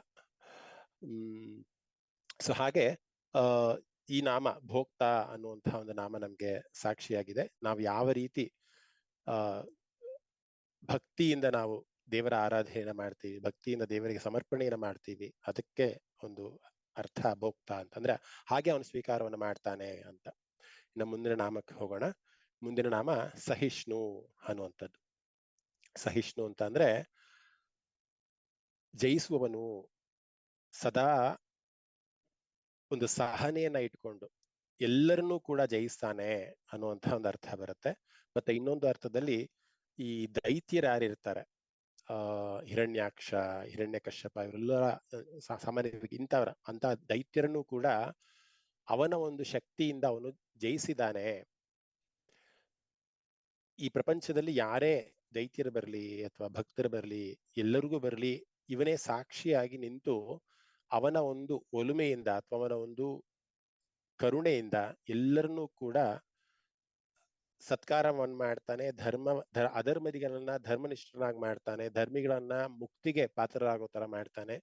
ಅಂತಹ ಕಾರ್ಯವನ್ನ ಅವನು ವಹಿಸ್ಕೊಂಡಿದ್ದಾನೆ, ಯಾಕೆಂದ್ರೆ ಅವನಿಗೆ ಅಷ್ಟು ಸಹನೆ ಇದೆ. ಸಹತೆ ಅಂತನೂ ಕೂಡ ವಿಷ್ಣುವಿಗೆ ಒಂದು ನಾಮ ಇದೆ. ಸೊ ಸಹತೆ ಅಂತಂದ್ರೆ ಅವನು ಎಲ್ಲಾ ಅಧರ್ಮಗಳನ್ನ ಮೀರಿ ಧರ್ಮಿಗಳನ್ನಾಗಿ ಮಾಡುವಂತ ನಿಟ್ಟಿನಲ್ಲಿ ಅವನಿಗೆ ಜಯ ಸಿಗುತ್ತೆ ಅನ್ನುವಂಥ ಅರ್ಥದಲ್ಲಿ ನಾವು ಸಹಿಷ್ಣು ಅನ್ನುವುದನ್ನ ಅರ್ಥ ಮಾಡ್ಕೋಬಹುದು. ಕಥೆಯ ಮುಖಾಂತರ ಈ ಒಂದು ನಾಮವನ್ನ ನಾವು ಅರ್ಥೈಸ್ಕೊಂತೀವಿ ಅಂತ ಅಂದ್ರೆ, ಮತ್ತೆ ಪುರಾಣಕ್ಕೆ ಹೋಗ್ಬೇಕು. ಭಾಗವತದಲ್ಲಿ ಬರುವಂತಹ ಒಂದು ಕಥೆಯನ್ನ ನಾನು ಇವತ್ತು ತಗೊಂಡಿದ್ದೀನಿ. ಸಾಮಾನ್ಯ ನಿಮ್ಗೆಲ್ಲರೂ ಕೂಡ ಗೊತ್ತಿರೋ ಹಾಗೆ ಇಂದ್ರ ಅಂತ ಅಂದ್ರೆ ಅವನು ಎಲ್ಲಾ ಯಜ್ಞಗಳು, ಯಾಗಗಳು, ಎಲ್ಲಾ ಪೂಜೆಗಳಲ್ಲೂ ಕೂಡ ಇಂದ್ರನಿಗೆ ಹವಿಸ್ ಹೋಗುತ್ತೆ. ಯಾಕೆ ಹವಿಸ್ ಹೋಗುತ್ತೆ ಅಂತ ಅಂದ್ರೆ, ಕಾಲದ ಒಂದು ಸೃಷ್ಟಿಯಲ್ಲಿ ಅವನ ಒಂದು ಜವಾಬ್ದಾರಿ ಇದೆ. ಮಳೆ ಆಗಿರ್ಬೋದು, ಬೆಳೆ ಆಗಿರ್ಬೋದು, ವಾತಾವರಣ ಆಗಿರ್ಬೋದು. ನಿನ್ನೆ ಒಂದು ಫ್ಲೈಟ್ ಇನ್ಸಿಡೆಂಟ್ ನಮ್ಮೆಲ್ಲರೂ ಕೂಡ ಗೊತ್ತಿದೆ. ವಯೋಮಾನ ಆಗಿರ್ಬೋದು, ಆ ಫ್ಲೈಟ್ ಯಾಕೆ ಆ ರೀತಿ ಆಯ್ತು, ಅಷ್ಟು ಜನರ ಮರಣಕ್ಕೆ ಏನು ಕಾರಣ ಆಯ್ತು, ಅದು ವಾತಾವರಣದ ಒಂದು ಕಾರಣನೋ ಏನೋ, ಎಲ್ಲವನ್ನೂ ಕೂಡ ನಿಗ್ರಹ ಮಾಡುವಂತ ಏನೋ ಒಂದು ಶಕ್ತಿ ನಮ್ಮ ಸುತ್ತಲೂ ಇರುತ್ತೆ. ಆ ಶಕ್ತಿಯನ್ನ ನಿಗ್ರಹ ಮಾಡೋದಕ್ಕೆ ದೇವತೆಗಳಾಗಿರ್ಬೋದು, ನವಗ್ರಹಗಳಾಗಿರ್ಬೋದು, ಎಲ್ಲರೂ ಕೂಡ ದೇವರು ಆ ಒಂದು ಕೆಲಸವನ್ನ ಕೊಟ್ಟು ಅವರಿಗೆ ಒಂದು ಕಾರ್ಯವನ್ನ ಕೊಟ್ಟಿರ್ತಾನೆ. ಅದು ಮಾಡುವಂತಹ ನಿಟ್ಟಿನಲ್ಲಿ ಎಲ್ಲಾ ದೇವತೆಗಳು ಕೂಡ ಕೆಲಸವನ್ನ ಮಾಡ್ತಿರ್ತಾರೆ. ಹಾಗೆ ಈ ಪ್ರಜಾಪತಿಗಳನ್ನು ಕೂಡ ಭಗವಂತ ಸೃಷ್ಟಿ ಮಾಡ್ತಾನೆ. ಸೃಷ್ಟಿಯ ಆರಂಭದಲ್ಲಿ ಆ ಪ್ರಜಾಪತಿಗಳ ಹೆಸರನ್ನ ನಾನು ಆಲ್ರೆಡಿ ಹಿಂದಿನ ಕಥೆಗಳಲ್ಲಿ ಸುಮಾರಷ್ಟು ಸರಿ ಹೇಳಿದ್ದೀನಿ, ಯಾರ್ಯಾರು ಪ್ರಜಾಪತಿಗಳು. ಪ್ರಜಾಪತಿ ಅಂತಾನೆ ವಿಷ್ಣುವಿಗೆ ಒಂದು ನಾಮ ಕೂಡ ಇದೆ. ಸೊ ಆ ಪ್ರಜಾಪತಿಗಳಲ್ಲಿ ಒಬ್ರು ಆದಂಥವ್ರು ತ್ವಷ್ಟ ಅನ್ನುವಂಥ ಒಬ್ರು ಪ್ರಜಾಪತಿಗಳು. ಆ ತ್ವಷ್ಟ ಅನ್ನುವಂಥ ಪ್ರಜಾಪತಿಗೆ ವಿಶ್ವರೂಪ ಅನ್ನುವಂಥ ಒಬ್ಬ ಮಗ ಇರ್ತಾನೆ. ಈ ತ್ವಷ್ಟನಿಗೆ ಏನು ಆಸೆ ಅಂತ ಅಂದ್ರೆ, ಅವನ ಮಗನಾದಂತಹ ವಿಶ್ವರೂಪನಿಗೆ ಇಂದ್ರನ ಒಂದು ಪದವಿಯನ್ನ ಕೊಡಬೇಕು ಅನ್ನುವಂಥದ್ದು. ಅಂದ್ರೆ ಇಂದ್ರನ ಸ್ಥಾನದಲ್ಲಿ ಅವನ ಮಗ ಇರಬೇಕು ಅಂತ ತ್ವಷ್ಟ ಆದವನು ಆಸೆ ಪಡ್ತಾನೆ. ಸಾಮಾನ್ಯವಾಗಿ ಎಲ್ಲರೂ ಕೂಡ ದೈತ್ಯರಾಗ್ಲಿ ದೇವತೆಗಳಲ್ಲಿ ಎಲ್ಲರೂ ಕೂಡ ಏನ್ ಮಾಡ್ತಾರೆ, ಯಾವ್ದಾದ್ರು ಒಂದು ಸ್ಥಾನವನ್ನ ಪಡಿಬೇಕು ಅಂದ್ರೆ ಕೂತ್ಕೊಂಡು ತಪಸ್ ಮಾಡ್ತಾರೆ. ಸೊ ಹಾಗೆ ವಿಶ್ವರೂಪನು ಕೂಡ ಕೂತ್ಕೊಂಡು ವಿಷ್ಣುವನ್ನ ಕೂತು ಧ್ಯಾನವನ್ನ ಮಾಡ್ತಾನೆ. ಆ ಧ್ಯಾನವನ್ನ ಮಾಡೋ ಒಂದು ಸಮಯದಲ್ಲಿ ಯಥಾ ರೀತಿ ಯಾವಾಗಲೂ ಕೂಡ ಇಂದ್ರನಿಗೆ ಒಂದು ಹೊಟ್ಟೆ ಕಿಚ್ಚು ಬರುತ್ತೆ. ಅಕಸ್ಮಾತ್ ಏನಾದ್ರೂ ನನ್ನ ಪದವಿಯನ್ನ ಇವನು ಕಸ್ಕೊಂಡ್ಬಿಟ್ರೆ ಏನಪ್ಪಾ ಮಾಡೋದು ಅಂತ ಅಂದ್ಬಿಟ್ಟು ನಿಮ್ಗೆಲ್ಲರೂ ಕೂಡ ಗೊತ್ತಿರೋ ಹಾಗೆ ಅಪ್ಸರೆ, ಮೇನಕ್ಕೆ ಎಲ್ಲರನ್ನು ಕೂಡ ಕಳಿಸ್ತಾನೆ. ಯಾರನ್ನ ಕಳಿಸಿದ್ರು ಕೂಡ ಆ ವಿಶ್ವರೂಪ ಅನ್ನುವಂಥ ಭಕ್ತ ಏನಿರ್ತಾನೆ, ತಪಸ್ ಮಾಡ್ತಾ ಇರೋವಂಥವನು, ತ್ವಷ್ಟನ ಒಬ್ಬ ಮಗ, ಅವನು ಅಂದ್ರೆ ವಿಚಲಿತನಾಗೋದಿಲ್ಲ. ಕಡೆಗೆ ಇಂದ್ರ ಏನ್ ಮಾಡ್ತಾನೆ, ಅವನೇ ಬಂದು ವಿಶ್ವರೂಪನನ್ನ ಸಾಯಿಸ್ತಾನೆ. ಅಂದ್ರೆ ತಪಸ್ಸಿನಲ್ಲಿ ನಿರತನಾದಂತಹ ಒಬ್ಬ ಭಕ್ತನನ್ನ ಅವನೇ ಇಂದ್ರನೇ ಬಂದು ಕೊಲ್ಲುವಂತಹ ಒಂದು ಕಾರ್ಯವನ್ನು ಮಾಡ್ತಾನೆ. ಪ್ರಜಾಪತಿಯಾದಂತಹ ತ್ವಷ್ಟನಿಗೆ ಏನ್ ಆಸೆ ಇತ್ತು ಅಂತಂದ್ರೆ, ವಿಶ್ವಕರ್ಮನನ್ನ ಇಂದ್ರನ ಜಾಗವನ್ನ ಕೊಡಬೇಕು ಅವನಿಗೆ ಅಂತ ಇದ್ದಿದ್ದು. ಅವನ ಯೋಗ ಶಕ್ತಿಯಿಂದ ಎಲ್ಲವೂ ಕೂಡ ಅರ್ಥ ಮಾಡ್ಕೊಂತಾನೆ, ಇಂದ್ರ ಬಂದು ಈ ರೀತಿ ಮಾಡಿದಾನೆ ಅಂತ. ಕೋಪಗೊಂಡಂತಹ ತ್ವಷ್ಟ ಏನ್ ಮಾಡ್ತಾನೆ, ಒಂದು ಅಸುರನನ್ನ ಸೃಷ್ಟಿ ಮಾಡ್ತಾನೆ. ವೃತಾಸುರ ಅನ್ನುವಂಥ ಒಂದು ಅಸುರನನ್ನ ಸೃಷ್ಟಿ ಮಾಡಿ ಆ ಅಸುರನನ್ನ ಬಿಡ್ತಾನೆ. ನೀನು ಹೋಗಿ ಇಂದ್ರನನ್ನ ಸಾಯಿಸಿ ಬಾ, ಅವನು ನನ್ನ ಮಗನಾದಂತಹ ವಿಶ್ವರೂಪವನ್ನ ಧ್ಯಾನಾಸಕ್ತದಲ್ಲಿ ತಪಸ್ಸಿನಲ್ಲಿ ನಿರತನಾದವನನ್ನ ಇವನು ಸಾಯಿಸಿರುವಂತಹ ಕಾರಣದಿಂದ ನೀನು ವೃತಾಸುರ ಹೋಗಿ ಇಂದ್ರನನ್ನ ಸೋಲಿಸಿ ಬಾ, ಅಥವಾ ಇಂದ್ರನನ್ನ ಎಲ್ಲೇ ಇದ್ರೂ ಕೂಡ ಅವನನ್ನ ನಾಶ ಮಾಡಿ ಬಾ ಅಂತ ತ್ವಷ್ಟರು ಕಳಿಸ್ತಾರೆ. ಕತೆ ಎಲ್ಲರಿಗೂ ಕೂಡ ಅರ್ಥ ಆಗ್ತಿದ್ಯಾ? ಇನ್ನೇನಾದ್ರು ಸ್ಲೋ ಆಗಿ ಹೇಳ್ಬೇಕಾ? ಯಾಕೆಂದ್ರೆ ಈ ಪದಗಳು ಸ್ವಲ್ಪ ಹೊಸದು ಅಂತ ನಿಮ್ಗೆ ಭಾಸವಾಗತ್ತೆ. ವೃತಾಸುರ, ತ್ವಷ್ಟ, ವಿಶ್ವರೂಪ. ಆದಷ್ಟು ಎಷ್ಟರ ಮಟ್ಟಿಗೆ ನಿಧಾನ ಆಗುತ್ತೋ ಅಷ್ಟರ ಮಟ್ಟಿಗೆ ನಿಧಾನವಾಗಿ ನಾನು ಹೇಳುವಂತ ಒಂದು ಪ್ರಯತ್ನ ಮಾಡ್ತಿದ್ದೀನಿ. ಸೊ ಅನ್ಮ್ಯೂಟ್ ಮಾಡ್ಕೊಳ್ಳೋ ಆಪ್ಷನ್ ಇದೆಯಾ ಎಲ್ಲರಿಗೂ? ಅರ್ಥ ಆಗ್ತಿದೆ ಅಲ್ವಾ? ಇನ್ನು ಸ್ವಲ್ಪ ಸ್ಲೋ ಆಗಿ ಹೇಳ್ಬೇಕಾ ಏನಾದ್ರು? ಸರಿ, ಆಗ್ಲಿ. ಸೊ ಈಗೇನಾಗತ್ತೆ, ಇಂದ್ರನು ಮತ್ತೆ ಓಡ್ತಾನೆ. ಯಾರ ಹತ್ರ ಓಡ್ತಾನೆ? ಸಾಮಾನ್ಯವಾಗಿ ಎಲ್ಲರೂ ಯಾವಾಗಲೂ ಈ ತರ ಕಷ್ಟ ಬಂತು ಅಂದಾಗ ವಿಷ್ಣು ಹತ್ರ ಹೋಗ್ತಾನೆ. ವಿಷ್ಣು ಹತ್ರ ಹೋಗ್ತಾನೆ, ಈ ರೀತಿ ಆಗೋಗಿದೆ, ಈ ತರ ವೃತಾಸುರ ಅನ್ನುವಂತಹ ರಾಕ್ಷಸನನ್ನ ಸಂಹಾರ ಮಾಡ್ಬೇಕು ಅಂತ ಬಂದಿದ್ದಾನೆ, ನನ್ನ ಕಾಪಾಡು ಅಂತ ವಿಷ್ಣು ಹತ್ರ ಹೋದಾಗ ವಿಷ್ಣು ಒಂದು ಸಲಹೆಯನ್ನ ಕೊಡ್ತಾನೆ. ಭೂಲೋಕದಲ್ಲಿ ದದೀಚಿ ಅನ್ನುವಂಥ ಒಬ್ಬ ಋಷಿ ಇದ್ದಾನೆ. ಅವನ ಮೊರೆ ಹೋದಾಗ ಅವನ ಬೆನ್ನಿನ ಮೂಳೆ ನೀವು ಅಸ್ತ್ರವನ್ನಾಗಿ ಪಡೆದಾಗ ಆ ಅಸ್ತ್ರದಿಂದ ಅಂದ್ರೆ ದದೀಚಿ ಎನ್ನುವಂತಹ ಋಷಿಯ ಬೆನ್ನಿನ ಮೂಳೆಯನ್ನ ನೀನು ತಗೊಂಡು ಅದನ್ನ ಅಸ್ತ್ರವಾಗಿ ಉಪಯೋಗಿಸಿದಾಗ ನೀವು ವೃತಾಸುರನನ್ನ ಸಾಯಿಸ್ಬೋದು ಅಂತ ವಿಷ್ಣು ಒಂದು ಸಲಹೆಯನ್ನ ಕೊಡ್ತಾನೆ. ನಮಗೆ ಸಾಮಾನ್ಯವಾಗಿ ಅನ್ಸ್ಬೋದು, ಇಲ್ಲಿ ತಪ್ಪು ಇಂದ್ರಂದೇ ಅಲ್ವಾ, ಇಂದ್ರನು ಆಕ್ಚುಲಿ ಶಿಕ್ಷೆಗೆ ಅರ್ಹನಾದವನಲ್ವಾ, ಯಾಕೆ ವಿಷ್ಣು ಈ ರೀತಿ ಹೇಳ್ತಾರೆ ಅಂತ ನಾವು ಅರ್ಥೈಸ್ಕೊಂಡ್ರು ಕೂಡ ವಿಷ್ಣುವಿಗೆ ಮಾತ್ರ ಗೊತ್ತು ಯಾರನ್ನ ಯಾವ ರೀತಿ. ಇಲ್ಲಿ ದದೀಚಿಗೆ ಮೋಕ್ಷವನ್ನ ಕೊಡ್ಬೇಕಾದದ್ದು ವಿಷ್ಣುವಿನ ಒಂದು ಕರ್ತವ್ಯ ಆಗಿತ್ತು. ಮೋಕ್ಷವನ್ನ ಕೊಡ್ಬೇಕಾದಾಗ ದದೀಚಿಯ ದೇಹ ತ್ಯಾಗ ಆಗ್ಬೇಕಾಗಿತ್ತು. ದೇಹ ತ್ಯಾಗಕ್ಕೆ ಒಂದು ಕಾರಣ ಬೇಕಾಗಿತ್ತು. ಆ ಕಾರಣಕ್ಕೆ ಬ್ಯಾಕ್ಗ್ರೌಂಡ್ ಆಗಿ ಇವರೆಲ್ಲರೂ ಕೂಡ ಬಂದ್ರು. ತ್ವಷ್ಟ ಆಗಿರ್ಬೋದು, ವಿಶ್ವರೂಪ ಆಗಿರ್ಬೋದು.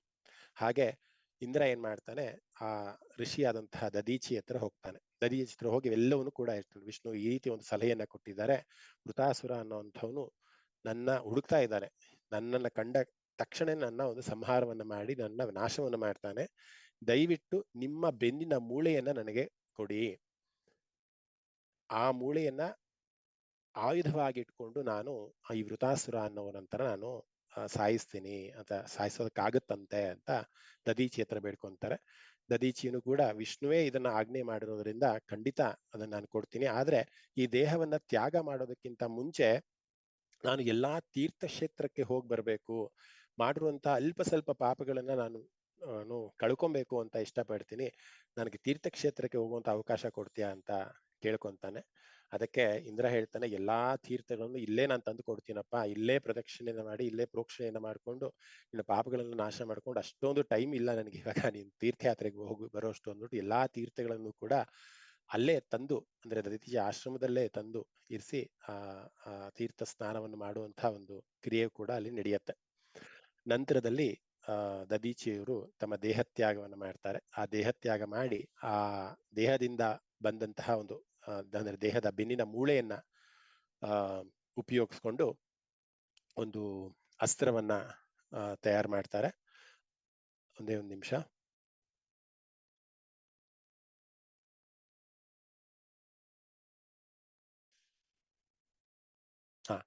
ಸೊ ನಿಮ್ಗೆಲ್ಲರೂ ಕೂಡ ಗೊತ್ತಿದೆ, ವಜ್ರಾಯುಧ ಅನ್ನುವಂಥದ್ದು ಸಾಮಾನ್ಯವಾಗಿ ಇಂದ್ರನ ಒಂದು ಆಯುಧ ವಜ್ರಾಯುಧ ಅಂತ. ಆ ವಜ್ರಾಯುಧ ಹೇಗೆ ಸೃಷ್ಟಿಯಾಯಿತು ಅಂದ್ರೆ ಅದು ದದೀಚಿಯ ಬೆನ್ನಿನ ಮೂಳೆಯಿಂದ ವಜ್ರಾಯುಧ ಅನ್ನುವಂಥದ್ದು ಸೃಷ್ಟಿಯಾಗಿರೋದು.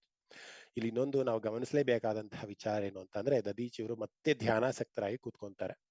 ಧ್ಯಾನಾಸಕ್ತರಾಗಿ ಕೂತ್ಕೊಂಡು ನನ್ನನ್ನು ಏನ್ ಬೇಕಾದ್ರೂ ಮಾಡು, ನನ್ನ ಕತ್ತರಿಸು, ಏನ್ ಬೇಕಾದ್ರೂ ಮಾಡು, ನಾನು ಸಿದ್ಧನಾಗಿದ್ದೀನಿ ಅಂತ ಅವರು ಒಂದು ಧ್ಯಾನದ ಒಂದು ಭಂಗಿಯಲ್ಲಿ ಕೂತ್ಕೊಂಡಾಗ ಇಂದ್ರ ಅವರ ಒಂದು ದೇಹವನ್ನ ಅಂದ್ರೆ ಪ್ರಾಣವನ್ನ ನಾಶ ಮಾಡಿ ಆ ಬೆನ್ನಿನ ಮೂಳೆಯಿಂದ ವಜ್ರಾಯುಧ ಅನ್ನುವಂತಹ ಒಂದು ಆಯುಧವನ್ನ ತಗೊಂಡು ವೃತಾಸುರ ಅನ್ನುವಂತಹ ಒಂದು ರಾಕ್ಷಸನನ್ನ ಸಂಹಾರ ಮಾಡ್ತಾನೆ. ಆಗ ದದೀಚಿಗೆ ಮೋಕ್ಷ ಸಿಗುತ್ತೆ, ವೃತಾಸುರನ ಒಂದು ಸಂಹಾರ ಆಗತ್ತೆ ಅನ್ನುವಂಥದ್ದು ಕತೆ. ಸೊ ಯಾಕೆ ಸಹಿಷ್ಣು ಅನ್ನುವಂಥ ನಾಮಕ್ಕೆ ನಾನು ಈ ಕಥೆಯನ್ನ ಹೇಳಿದೆ ಅಂತ ಅಂದ್ರೆ, ವಿಷ್ಣು ಯಾರಾದ್ರೂ ಒಬ್ಬರನ್ನ ಸಂಹಾರ ಮಾಡಬೇಕು ಅಥವಾ ಯಾರಾದ್ರೂ ಬಗ್ಗೆ ಮೋಕ್ಷವನ್ನ ದಯಪಾಲಿಸ್ಬೇಕು ಅನ್ನುವಂತಹ ಒಂದು ಭಾವ ಅಥವಾ ಅನ್ನುವಂತಹ ಒಂದು ಕ್ಯಾಲ್ಕುಲೇಷನ್ ಅವನ ಮನಸ್ಸಲ್ಲಿ ಬಂದಾಗ ಈ ರೀತಿಯ ಕಥೆಗಳು ಸೃಷ್ಟಿ ಆಗ್ತಾ ಹೋಗುತ್ತೆ. ಅಲ್ಲಿ ಈ ಕಥೆಯಲ್ಲಿ ದದೀಚಿಗೆ ಮೋಕ್ಷ ಸಿಗ್ಬೇಕಾಗಿತ್ತು. ಆ ಅಸುರನಾದವನಿಗೆ ಒಂದು ಅವನ ಕರ್ಮಾನುಸಾರ, ವೃತಾಸುರನಿಗೆ ಅವನ ಕರ್ಮಾನುಸಾರ ಇಂದ್ರನಿಂದ ಅವನು ಸಾಯ್ಬೇಕಾಗಿತ್ತು. ಮತ್ತೆ ಇಂದ್ರ ಪದವಿ ಅನ್ನುವಂಥದ್ದು ಯಾರಿಗೆ ತಲುಪಬೇಕು ಅವ್ರಿಗೆ ಮಾತ್ರ ತಲುಪಬೇಕು ಅನ್ನುವಂತಹ ಒಂದು ನಿಯಮ ಕೂಡ ಇದೆ. ಇಲ್ಲಿ ಎಲ್ಲಾ ಪ್ರಜಾಪತಿಗಳು ಅವರವರ ಮಕ್ಕಳನ್ನ ನಾ ಇಂದ್ರ ಪದವಿಯನ್ನು ಕೊಟ್ಬಿಡ್ತೀನಿ ಅಂತ ನಿರ್ಧಾರವನ್ನು ಮಾಡಿದ್ರೆ ಕಾಲದ ಒಂದು ನಿಯಮ ಏನಿರುತ್ತಲ್ಲ ಅದು ಹಾಗಲ್ಲ. ಈಗ ಎಲ್ಲರೂ ಕೂಡ ಪ್ರೈಮ್ ಮಿನಿಸ್ಟರ್ ಆಗ್ಬೇಕು, ಎಲ್ಲರೂ ಕೂಡ ಮೋದಿ ತರ ಆಗ್ಬೇಕು ಅಂತ ಇಷ್ಟಪಟ್ರೆ ಅದು ನಮ್ಮ ಮೂಢತನ ಅಂತ ಹೇಳ್ತಾರಲ್ಲ. ಯೋಗ ಮತ್ತು ಯೋಗ್ಯತೆ ಎರಡೂ ಕೂಡ ಇದ್ದಾಗ ಮಾತ್ರ ಒಬ್ಬ ಮನುಷ್ಯ ಏನಾದ್ರೂ ಸಾಧನೆಯನ್ನ ಅಥವಾ ಆ ಒಂದು ಸ್ಥಾನದಲ್ಲಿ ಕೂತ್ಕೊಳ್ಳೋಕ್ಕಾಗತ್ತೆ. ನನಗೆ ಬರೀ ಯೋಗ ಇದೆ ಅಂದ್ಬಿಟ್ಟು ನನ್ನನ್ನ ಇವತ್ತು ಪ್ರೈಮ್ ಮಿನಿಸ್ಟರ್ ಆಗಿ ಮಾಡಿದ್ರೆ ನನಗೆ ಯೋಗ್ಯತೆ ಇರ್ಬೇಕಲ್ಲ, ನಾನು ಆ ಪ್ರೈಮ್ ಮಿನಿಸ್ಟರ್ ಅನ್ನೋ ಸ್ಥಾನವನ್ನ ನಾನು ನಿರ್ವಹಿಸಲು ಕೂಡ ನನಗೆ ಯೋಗ್ಯತೆ ಇರಬೇಕು. ಈಗಿನ ಕಾಲದಲ್ಲಿ ಸಾಮಾನ್ಯವಾಗಿ ಅದಾಗತ್ತೆ. ಎಷ್ಟೋ ಜನಕ್ಕೆ ಯೋಗ್ಯತೆ ಇರುತ್ತೆ, ಯೋಗ ಇರಲ್ಲ, ಅಥವಾ ಯೋಗ ಇರುತ್ತೆ, ಯೋಗ್ಯತೆ ಇರಲ್ಲ. ಯೋಗ ಯೋಗ್ಯತೆ ಎರಡೂ ಕೂಡ ಇರುವಂತಹವರು ಖಂಡಿತ ವಿಷ್ಣುವಿಗೆ ತುಂಬಾ ಪ್ರಿಯರಾಗಿರ್ತಾರೆ ಅನ್ನುವಂತಹ ಅರ್ಥದಲ್ಲಿ ಸಹಿಷ್ಣು ಅನ್ನುವಂತಹ ನಾಮ ಸಾಕ್ಷಿ ಆಗತ್ತೆ. ಅಂದ್ರೆ ಯಾರ್ಯಾರಿಗೆ ಯಾವ ಯಾವ ಕಾಲದಲ್ಲಿ ಯಾವ ಯಾವ ಜವಾಬ್ದಾರಿಗಳನ್ನ ಕೊಟ್ಟು ಅವರನ್ನ ಸಲ್ಲಿಸ್ಬೇಕು ಅನ್ನೋದು ಆ ಪರಮಾತ್ಮನಿಗೆ ಮಾತ್ರ ಗೊತ್ತಿರುತ್ತೆ ಅನ್ನುವಂತಹ ಅರ್ಥದಲ್ಲಿ ನಾವು ಸಹಿಷ್ಣು ಅನ್ನುವಂತಹ ನಾಮವನ್ನ ಅರ್ಥೈಸ್ಕೊಬಹುದು. ಇನ್ನು ಮುಂದಿನ ನಾಮ ಜಗದಾದಿಜಃ ಅನ್ನುವಂಥದ್ದು ವಿಷ್ಣುವಿನ ಇನ್ನೊಂದು ನಾಮ. ಜಗ ಆದಿ ಜ ಅಂತ ಮೂರು ರೀತಿಯಾಗಿ ನಾವು, ಅಥವಾ ಜಗತ್ ಆದಿ ಜಾತಃ ಅಂತ ಮೂರು ರೀತಿ ನಾವು ಸಂಧಿಯನ್ನ ಅಥವಾ ಬಿಡಿಸ್ಕೊಂಡಾಗ ಜಗದ ಆದಿಯಲ್ಲಿ ಅಂದ್ರೆ ವಿಶ್ವದ ಆರಂಭದಲ್ಲಿ ಜನಿಸಿದವನು ಅನ್ನುವಂಥ ಬರುತ್ತೆ. ಜಗತ್ ಆದಿ ಜಾತಃ ಅನ್ನೋದು ಅಂದ್ರೆ ವಿಶ್ವದ ಆರಂಭದಿಂದಲೂ ಅವನಿದ್ದಾನೆ ಅಥವಾ ಆರಂಭದಲ್ಲೇ ಅವನು ಹುಟ್ಟಿದಾನೆ ಅಂತ. ಇಂದಿನ ಒಂದು ನಾಮಗಳನ್ನು ಕೂಡ ನಾವು ನೋಡಿ, ಅವನಿಗೆ ಹಿರಣ್ಯ ಗರ್ಭ ಅನ್ನುವಂಥ ಒಂದು ನಾಮವು ಕೂಡ ಇದೆ, ಅಜ ಅಂತ ಒಂದು ನಾಮವು ಕೂಡ ಇದೆ. ಅಂದ್ರೆ ಆದಿಯಿಂದಲೂ ಅವನಿದ್ದಾನೆ ಅಂದ್ರೆ ಅವನು ಹುಟ್ಟೇ ಇಲ್ಲ ಮತ್ತೆ ಅವನು ಸಾಯೋದು ಇಲ್ಲ, ಅವನು ಆದಿಯಿಂದನೂ ಇದ್ದಾನೆ. ಅದಕ್ಕೋಸ್ಕರ ಅವನು ಜಗದಾದಿಜಃ ಅನ್ನುವಂಥ ಒಂದು ಅರ್ಥದಲ್ಲಿ ನಾವು ಅವನ್ನ ಆರಾಧನೆ ಮಾಡಬಹುದು.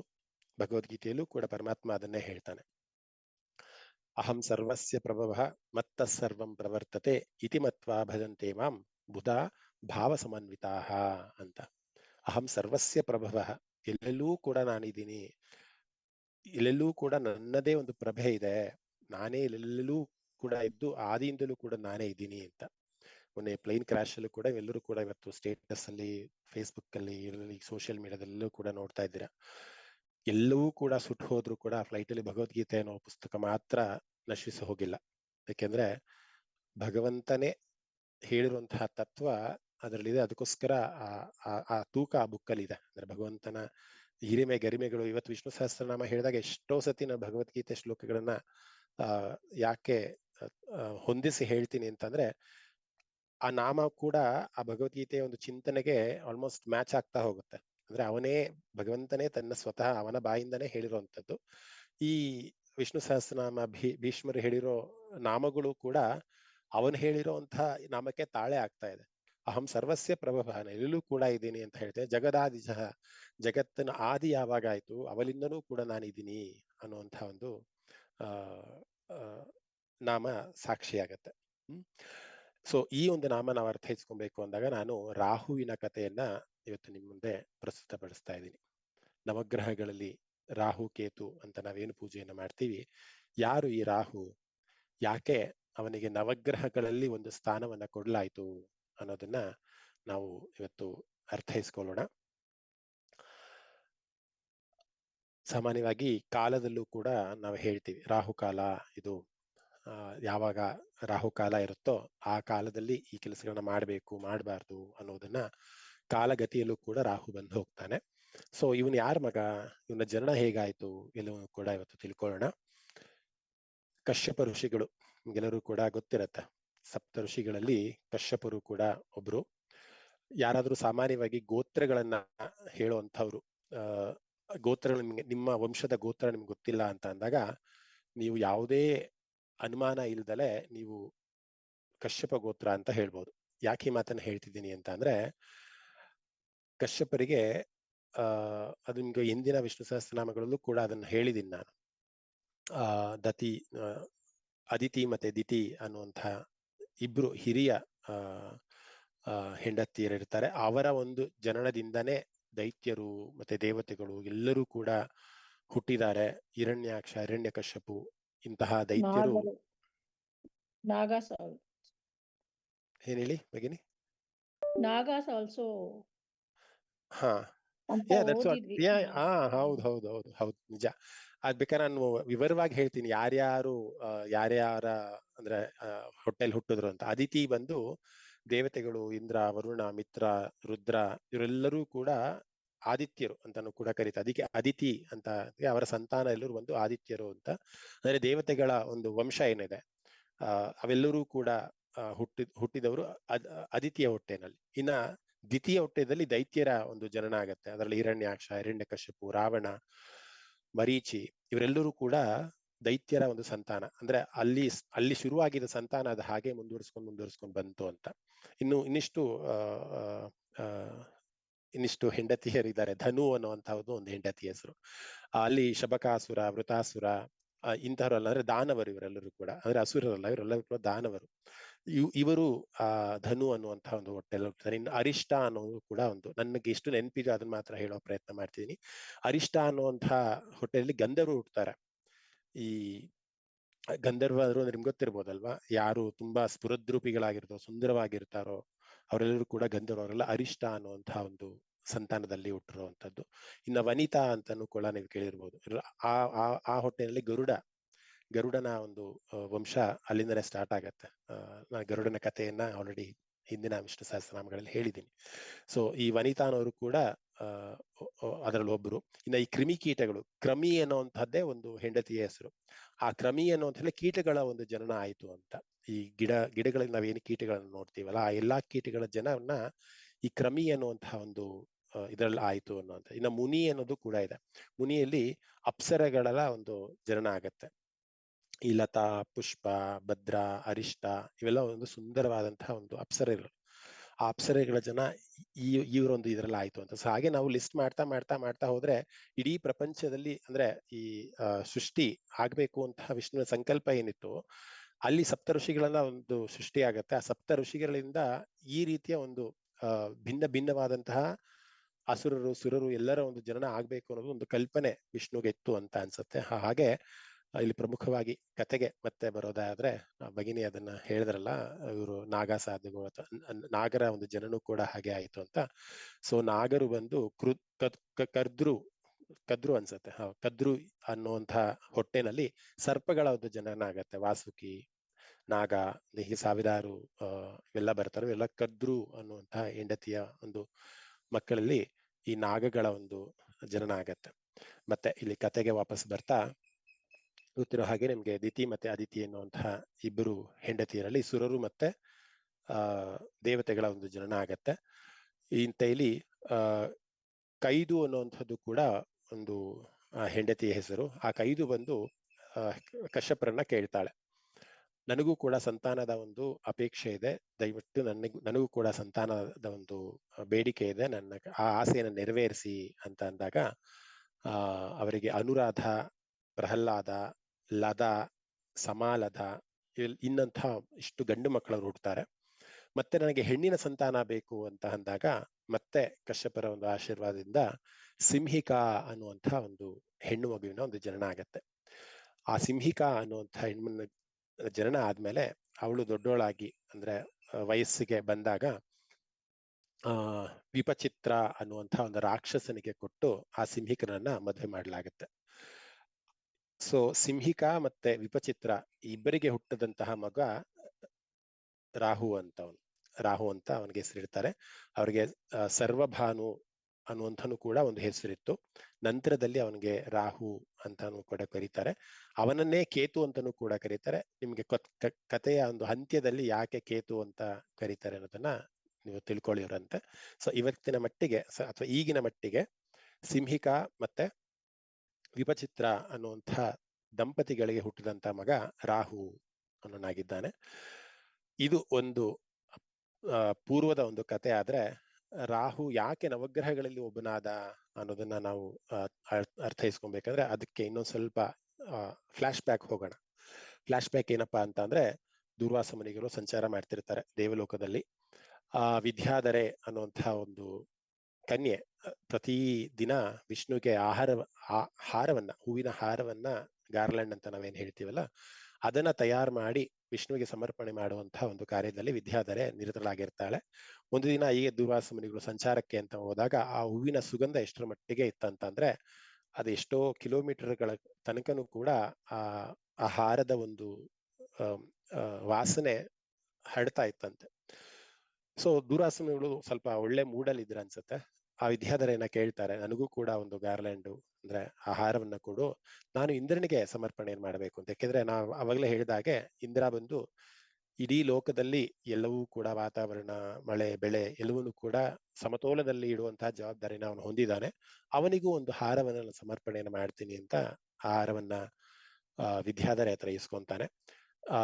ಇಸ್ಕೊಂಡು ಹೋಗ್ತಾ ಇರ್ಬೇಕಂದ್ರೆ ಇಂದ್ರ ಬಂದು ಅವನ ಒಂದು ಆನೆಯ ಮೇಲೆ ಕೂತು ಸವಾರಿಯನ್ನು ಮಾಡಿಕೊಂಡು ತನ್ನ ಒಂದು ಲೀಲಾ ಒಂದು ಇದರಲ್ಲಿ ಇರ್ತಾನೆ. ದುರ್ವಾಸ ಮುನಿಗಳು ಕೊಟ್ಟಂತಹ ಈ ಹಾರವನ್ನ ಅವನು ಸ್ವೀಕಾರ ಮಾಡದಲ್ಲೇ ಹಿಂದಕ್ಕೆ ಎಸ್ದು ಬಿಡ್ತಾನೆ. ಅದ ಕತೆ ನಿಮ್ಗೆ ಆಲ್ರೆಡಿ ತುಂಬಾ ಸಂಕ್ಷಿಪ್ತವಾಗಿ ಹಿಂದಿನ ಕಥೆಗಳಲ್ಲೂ ಕೂಡ ಇದನ್ನ ಹೇಳಿದ್ದೀನಿ. ಈ ಕತೆ ಹೇಳ್ದಲೆ ಮುಂದಕ್ಕೆ ನಾನು ಹೋಗಕ್ಕಾಗಲ್ಲ, ಅದಕ್ಕೋಸ್ಕರ ಸ್ವಲ್ಪ ಇದನ್ನೇ ಮತ್ತೆ ರಿಪೀಟ್ ಮಾಡ್ತಾ ಇದ್ದೀನಿ. ನಂತರ ಆ ಆನೆಯ ತುಳಿತಕ್ಕೆ ಆ ಹೂವು ಹೋಗುತ್ತೆ. ಆಗ ದುರ್ವಾಸರ ಮುನಿಗೆ ಬಹಳ ಕೋಪ ಬಂದ್ಬಿಡುತ್ತೆ. ನಾನು ಅಷ್ಟು ಭಕ್ತಿಯಿಂದ ಅಥವಾ ಅಷ್ಟು ಅನುರಾಗದಿಂದ ಈ ಒಂದು ಹೂವಿನ ಮಾಲೆಯನ್ನ ನಿನಗೆ ಅಂತ ನಾನು ಸಮರ್ಪಣೆಯನ್ನು ಮಾಡಿ ಕೊಟ್ಟಾಗ ಅದನ್ನ ಅಷ್ಟು ಅಸಡ್ಡೆಯಿಂದ, ಅಹಂಕಾರದಿಂದ ಅದನ್ನ ಎಸಿತೀಯ ನೀನು, ಅದ ಆನೆಯ ಒಂದು ತುಳಿತಕ್ಕೆ ಅದನ್ನ ಇದು ಮಾಡ್ತೀಯಾ, ನಿನಗೆ ನಾನು ಶಾಪ ಕೊಡ್ತೀನಿ ಅಂತ ಅಂದ್ಬಿಟ್ಟು, ಎಷ್ಟು ಅಹಂಕಾರ ನಿನಗೆ, ನೀನು ಒಂದು ಭಿಕಾರಿಯಾಗಿ ಭೂಲೋಕದಲ್ಲಿ ಹೋಗಿ ಬಾಳು ಅಂತ ಶಾಪರು ಕೊಡ್ತ ದುರ್ವಾಸ ಮುನಿಗಳು. ನಂತರದಲ್ಲಿ ಈಗ ಮುನಿಗಳು ಕೊಟ್ಟಂತಹ ಶಾಪ ಅದು ತೀರೇ ಕೂಡ ಹೋಗ್ಬೇಕು, ತೀರಿಸದಲ್ಲೇ ಅದನ್ನು ಮಾಡಕ್ಕಾಗಲ್ಲ. ಕಡೆಗೆ ಮತ್ತೆ ಬಂದು ಅವನು ಕ್ಷಮೆಯನ್ನ ಆಚರಿಸ್ತಾನೆ. ಎಷ್ಟೇ ಕ್ಷಮೆಗಳು, ದುರ್ವಾಸ ಮುನಿಗಳು ಮಾತ್ರ ಅಷ್ಟು ಕೋಪಿಷ್ಟರು. ಅವ್ರು ಒಂದು ಮಾತಲ್ಲಿ ಹೇಳ್ತಾರೆ, ನಾನೇನ್ ಬೃಹಸ್ಪತಿ ಅಲ್ಲ, ಬೃಹಸ್ಪತಿಗೆ ಅಲ್ಲ ನೀನು ಎಕ್ಸ್ಕ್ಯೂಸ್ ಕೊಟ್ರೆ ಅವನು ಕ್ಷಮಿಸ್ಬೋದು ನಿನ್ನ, ನಾನು ಹೆಸರಿನಲ್ಲೇ ದುರ್ವಾಸ ಅನ್ನುವಂಥ ಋಷಿ, ಅಷ್ಟು ಸಾಮಾನ್ಯವಾಗಿ ನಾನು ನಿನ್ನ ಕ್ಷಮಿಸಲ್ಲ, ನನ್ನ ಶಾಪ ನಿಮಗೆ ತೀರ್ಲೇಬೇಕು ಅಂತ ಅವರು ಶಾಪವನ್ನ ಕೊಡ್ತಾರೆ. ನಂತರದಲ್ಲಿ ಇದೇ ಒಂದು ಅವಕಾಶ ಅಂತ ತಗೊಂಡು ದೈತ್ಯರು ಏನ್ ಮಾಡ್ತಾರೆ, ಇಂದ್ರನ ಪದವಿ ಈಗಿಲ್ಲ, ಅಂದ್ರೆ ಇಂದ್ರನ ಭೂಲೋಕದಲ್ಲಿ ಭಿಕಾರಿಯಾಗಿ ಜೀವನವನ್ನು ಮಾಡ್ತಿದ್ದಾನೆ. ಇದು ಒಳ್ಳೆ ಸಮಯ, ನಾವು ಸ್ವರ್ಗವನ್ನ ಆಕ್ರಮಣ ಮಾಡೋದಕ್ಕೆ ಅಂದ್ಬಿಟ್ಟು ಎಲ್ಲಾ ದೈತ್ಯರು ಕೂಡ ಸ್ವರ್ಗಲೋಕಕ್ಕೆ ಆಕ್ರಮಣ ಮಾಡ್ತಾರೆ. ಅಲ್ಲಿರುವಂತಹ ದೇವತೆಗಳನ್ನ, ಅಪ್ಸರೆಯರನ್ನ, ಅವರ ಹೆಂಡತಿನೂ ಕೂಡ ವಶವನ್ನ ಮಾಡ್ಕೊಬೇಕು ಅನ್ನುವಂತಹ ದುರಾಲೋಚನೆಯಲ್ಲಿ ಅಸುರರು ಇರ್ತಾರೆ. ಇಂದ್ರ ಬಂದು ಮತ್ತೆ ಯಾವಾಗಲೂ ಶರಣಾಗತಿ ಅಂತ ಹೋದಾಗ ಮತ್ತೆ ಬ್ರಹ್ಮನ ಹತ್ರ ಹೋಗ್ತಾರೆ. ಬ್ರಹ್ಮ, ನನ್ ಕೈಲಿ ಏನು ಇಲ್ಲಪ್ಪ, ವಿಷ್ಣು ಹತ್ರ ಎಲ್ಲ ಕೀ ಇರೋದು, ನೀನ್ ಅವ್ರ ಹತ್ರ ಹೋಗಪ್ಪ ಅಂತಾರೆ. ನಂತರ ವಿಷ್ಣು ಹತ್ರ ಹೋಗ್ತಾರೆ. ವಿಷ್ಣು ಒಂದು ಸೂಚನೆಯನ್ನ ಕೊಡ್ತಾರೆ ಇಂದ್ರನಿಗೆ. ಇವತ್ತಿನ ಪರಿಸ್ಥಿತಿ, ಈಗಿನ ಒಂದು ಪರಿಸ್ಥಿತಿಗೆ ನೀನ್ ಏನ್ ಮಾಡ್ಬೇಕು ಅಂತಂದ್ರೆ ಅವ್ರ ಜೊತೆ ಒಂದು ಸಂಧಾನವನ್ನ ಮಾಡ್ಕೊಬೇಕು. ಸಂಧಾನವನ್ನ ಮಾಡ್ಕೊಬೇಕು ಅಂತಂದ್ರೆ ಒಂದು ಸಮುದ್ರ ಮಂಥನದಿಂದ ಅದಾಗ್ಬೇಕು.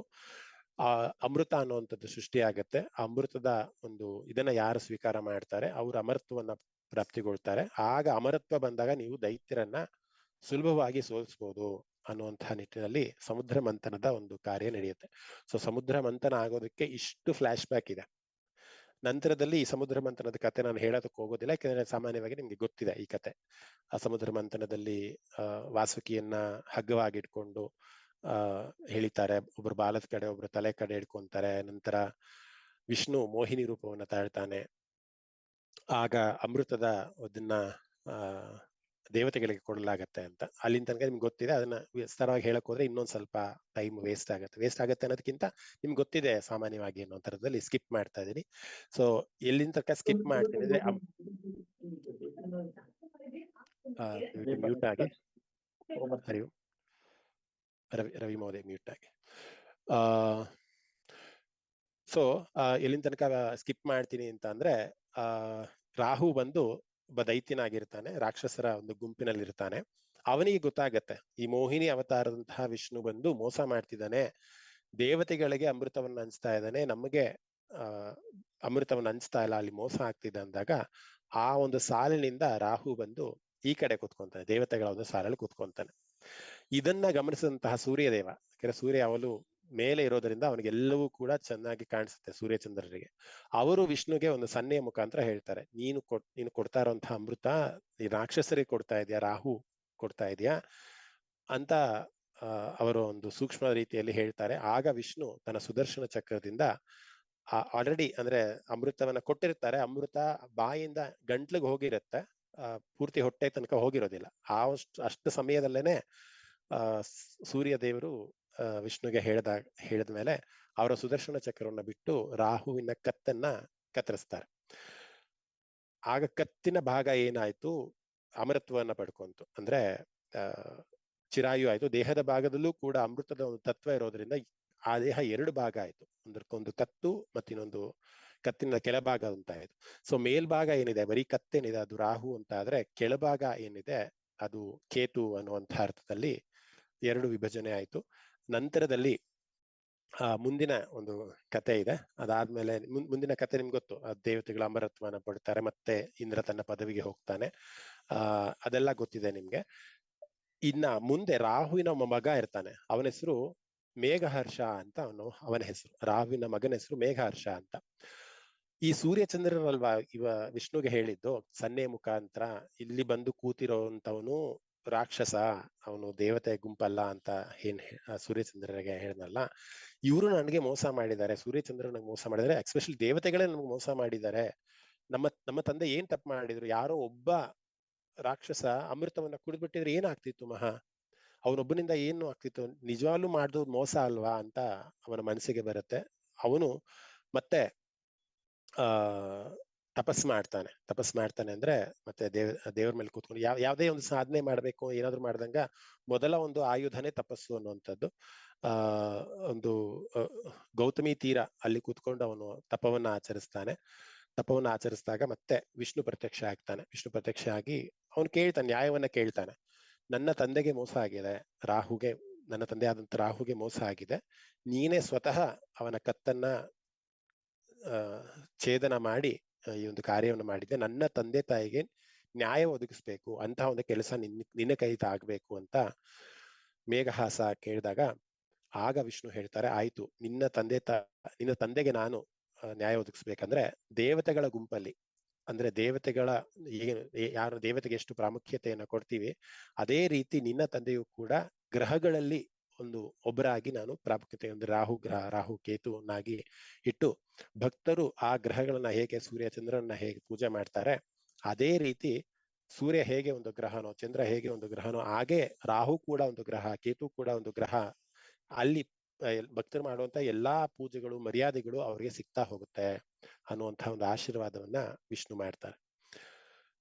ಸೊ ಯಾಕೆ ಈ ಕಥೆಯನ್ನ ರಾಹು ಅಥವಾ ರಾಹು ಯಾರು, ರಾಹುನ ಜನ್ಮ ಹೇಗಾಯ್ತು, ರಾಹು ಕೇತುಗೆ ಯಾಕೆ ನವಗ್ರಹದ ಒಂದು ಸ್ಥಾನ ಸಿಕ್ತು ಅನ್ನುವಂತಹ ಎಲ್ಲ ಕತೆ ನಾನು ಯಾಕೆ ಹೇಳಿದೆ ಅಂತಂದ್ರೆ ಜಗದ ಆದಿಯಿಂದನೂ ಅವನಿದ್ದಾನೆ.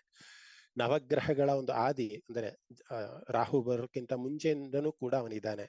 ಅವನೇ ಎಲ್ಲಾ ಸೃಷ್ಟಿ ಸ್ಥಿತಿ ಲಯ ಎಲ್ಲದಕ್ಕೂ ಕೂಡ ಅವನೇ ಕಾರಣಕರ್ತನಾಗಿದ್ದಾನೆ. ಸೂರ್ಯ ಪ್ರಕಾಶವನ್ನ ಕೊಡಬೇಕು, ಚಂದ್ರ ತಂಪಾಗಿ ಇರಬೇಕು, ಕೇತು ಅನ್ನುವಂತಹ ಗ್ರಹ ಈ ಕೆಲಸವನ್ನ ಮಾಡಬೇಕು, ಇಂದ್ರನಾದವನು ಈ ಕೆಲಸವನ್ನ ಮಾಡಬೇಕು. ಹೇಗೆ ಒಂದು ಕಂಪನಿ ಸುಸೂತ್ರವಾಗಿ ನಡಿಬೇಕಂತ ಅಂದ್ರೆ ಅಥವಾ ಸಕ್ಸಸ್ಫುಲ್ ಆಗಿ ಒಂದು ಕಂಪನಿ ಇರಬೇಕು ಅಂತ ಅಂದ್ರೆ ಹೇಗೆ ಒಬ್ಬ ಸಿಇಒ ಆಗ್ಲಿ ಅಥವಾ ಫೈನಾನ್ಸ್ ಮ್ಯಾನೇಜರ್ ಆಗ್ಲಿ ಕಾರಣನಾಗ್ತಾನೋ ಹಾಗೆ ಎಲ್ಲವನ್ನೂ ಕೂಡ ಮ್ಯಾಪ್ ಮಾಡಿ ಹೀಗೆ ಇರಬೇಕು ಅನ್ನುವಂತ ರೀತಿಯಲ್ಲಿ ಮ್ಯಾಪ್ ಮಾಡಿ ಹೇಗೆ ವ್ಯವಸ್ಥಿತವಾಗಿ ಕಾರ್ಯವನ್ನ ನಿರ್ವಹಿಸಬೇಕೋ ಹಾಗೆ ವಿಷ್ಣುವು ಕೂಡ ಅಷ್ಟು ವ್ಯವಸ್ಥಿತವಾಗಿ ಗ್ರಹಗಳನ್ನಾಗಿರ್ಬೋದು ದೇವತೆಗಳನ್ನಾಗಿರ್ಬೋದು ಎಲ್ಲರನ್ನೂ ಕೂಡ ವ್ಯವಸ್ಥಿತವಾಗಿ ಕಾರ್ಯವನ್ನ ನಿರ್ವಹಿಸ್ತೇವೆ. ಇವತ್ತು ನಾನು ಮಾತಾಡ್ತಿದ್ದೀನಿ, ನನ್ನ ದೇಹದಲ್ಲಿ ವಾಯು ಮುಖಾಂತರ ನನ್ನ ಬಾಯಿನಲ್ಲಿ ಒಂದು ಮಾತು ಬರ್ತಾ ಇದೆ, ನಿಮ್ಮ ಕಿವಿಗಳ ಮುಖಾಂತರ ಶ್ರವಣದಲ್ಲಿ ನಾನು ಮಾತಾಡೋ ಮಾತು ನಿಮ್ಮ ಮನಕ್ಕೆ ತಡ್ತಾ ಇದೆ. ಎಲ್ಲವೂ ಕೂಡ ಒಂದು ಕೆಮಿಸ್ಟ್ರಿ, ಒಂದು ಮ್ಯಾಪಿಂಗ್. ಜಗದ ಆದಿಯಿಂದನೂ ಅವನಿದ್ದಾನೆ. ಜಗದ ಆದಿಯಿಂದ ಅವನ ಕಲ್ಪನೆ ಈ ರೀತಿ ಇತ್ತು, ಈ ರೀತಿಯೇ ಆಗ್ಬೇಕು ಜೀವನ. ಅಹಂ ಸರ್ವಸ್ಯ ಪ್ರಭವ ಮತ್ತ ಸರ್ವಂ ಪ್ರವರ್ತತೆ ಅನ್ನುತ್ತ ಹೇಗೆ ಹೇಳ್ತಾನಲ್ಲ ಹಾಗೆ ಸೃಷ್ಟಿ ಅದಿತಿ ದಿತಿ ಧನು ವಿನುತ ಮುನಿ ತಾರ ತಮಿ ಕದ್ರು ಎಲ್ಲಾ ಇಂಥದ್ದು ಹೀಗೆ ಆಗ್ಬೇಕು, ಇವರಲ್ಲಿ ಇಂಥವರೇ ಹುಟ್ಟಬೇಕು ಅನ್ನೋದೆಲ್ಲವೂ ಕೂಡ ಅವನ ಕಲ್ಪನೆ. ಆ ಕಲ್ಪನೆಯಿಂದ ಇಡೀ ಸೃಷ್ಟಿ ಆಗಿದೆ, ಆ ಸೃಷ್ಟಿ ನಡೀತಾ ಇದೆ ಅನ್ನೋದಕ್ಕೆ ನಾವುಗಳೇ ಸಾಕ್ಷಿ. ಇವತ್ತಿನ ಕಥೆಗಳು ನಾನು ಹೇಳ್ತಾ ಇದ್ದೀನಿ, ಆ ಕಥೆಗಳೇ ಸಾಕ್ಷಿ ಆಗತ್ತೆ. ಮುಂದಿನ ನಾಮ ಅನಘಃ ಅನ್ನುವಂಥದ್ದು ಮುಂದಿನ ನಾಮ. ಅಘಂ ಅಂದ್ರೆ ಪಾಪ ಅಂತ, ಅನಘ ಅಂತಂದ್ರೆ ಪಾಪ ಇಲ್ಲದೆ ಇರೋನು ಅಂತ, ಅಂದ್ರೆ ಪರಿಶುದ್ಧನು, ಪಾಪರಹಿತನು. ಅವನು ಏನೇ ಮಾಡಿದ್ರು ಕೂಡ ಅಲ್ಲಿ ಪಾಪ ಅನ್ನೋದು ಇರಲ್ಲ, ಯಾಕೆಂದ್ರೆ ಅವ್ನು ಮಾಡೋದೆಲ್ಲವೂ ಕೂಡ ಪುಣ್ಯ ಕಾರ್ಯಗಳೇ. ಅದಕ್ಕೋಸ್ಕರ ಅವನಿಗೆ ಅನಘ ಅಂತ ಕರೆಯೋದು. ಎಷ್ಟೋ ಜನ ಹೆಣ್ಣು ಮಕ್ಕಳಿಗೆ ಆ ಹೆಸರನ್ನ ಹೇಳ್ತಾರೆ. ಸಾಮಾನ್ಯವಾಗಿ ಈಗಿನ ಒಂದು ಟ್ರೆಂಡ್ ಅಲ್ಲೂ ಅಥವಾ ಮುಂಚಿನಲ್ಲೂ ಕೂಡ ಯಾವ್ದಾದ್ರು ಒಂದು ಮಗು ಹುಟ್ಟಿದ್ರೆ ಆ ಮಗುವಿಗೆ ಮೊದಲು ಲಲಿತಾ ಸಹಸ್ರನಾಮದಲ್ಲಿ, ವಿಷ್ಣು ಸಹಸ್ರನಾಮದಲ್ಲಿ ಅಥವಾ ಸೌಂದರ್ಯ ಲಹರಿಯಲ್ಲಿ ಯಾವ ಹೆಸರು ಸಿಗುತ್ತೆ ಹುಡುಕಿ ಅಂತಾರೆ. ಅಲ್ಲಿಂದ ತಗೊಂಡು ಹೆಸರುಗಳನ್ನ ಹೇಳುವಂಥದ್ದು ಸಾಮಾನ್ಯವಾಗಿ ವಾಡಿಕೆಯಲ್ಲಿದೆ. ಸೊ ಹಾಗೆ ಅನಘ ಅಂತ ಅಂದ್ರೆ ಪಾಪರಹಿತನು, ಪರಿಶುದ್ಧನು, ಪಾಪ ಸ್ವಲ್ಪವೂ ಕೂಡ ಅವನಿಗೆ ತಟ್ಟೋದೇ ಇಲ್ಲ, ಪಾಪದಿಂದ ಹೊರಗಡೆ ಬಂದಿರೋನು. ಉಪನಿಷತ್ತು ಕೂಡ ಆ ಮಾತು ಹೇಳುತ್ತೆ. ಅಪಹತ ಪಾಪಂ ಪಾಪರಹಿತಂ ಅಂತ ಅಂದ್ರೆ ಅವನು ಪಾಪ ರಹಿತವಾಗಿರೋನು. ಎಲ್ಲಾ ಅವತಾರದಲ್ಲೂ ಕೂಡ ಅವನು ಧರ್ಮವನ್ನ ಉಳಿಸೋದಕ್ಕೆ ಕೆಲಸಗಳನ್ನ ಮಾಡಿದ್ರು ಕೂಡ ಆ ಪಾಪ ಅವನಿಗೆ ಅಂಟಿಲ್ಲ ಅನ್ನುವಂತಹ ಅರ್ಥದಲ್ಲಿ ಈ ಒಂದು ನಾಮ ಸಾಕ್ಷಿ ಆಗತ್ತೆ. ಒಂದು ಕಥೆಯ ಮುಖಾಂತರ ಈ ನಾಮವನ್ನು ಅರ್ಥೈಸ್ಕೊಬೇಕಂದ್ರೆ ಮತ್ತೆ ಮಹಾಭಾರತದ ಒಂದು ಕಥೆಗೆ ನಾವೆಲ್ಲರೂ ಕೂಡ ಹೋಗೋಣ. ಇನ್ನ 2 ನಿಮಿಷದಲ್ಲಿ 6 ನಿಮಿಷದಾಗಿದೆ ಅನ್ಸತ್ತೆ.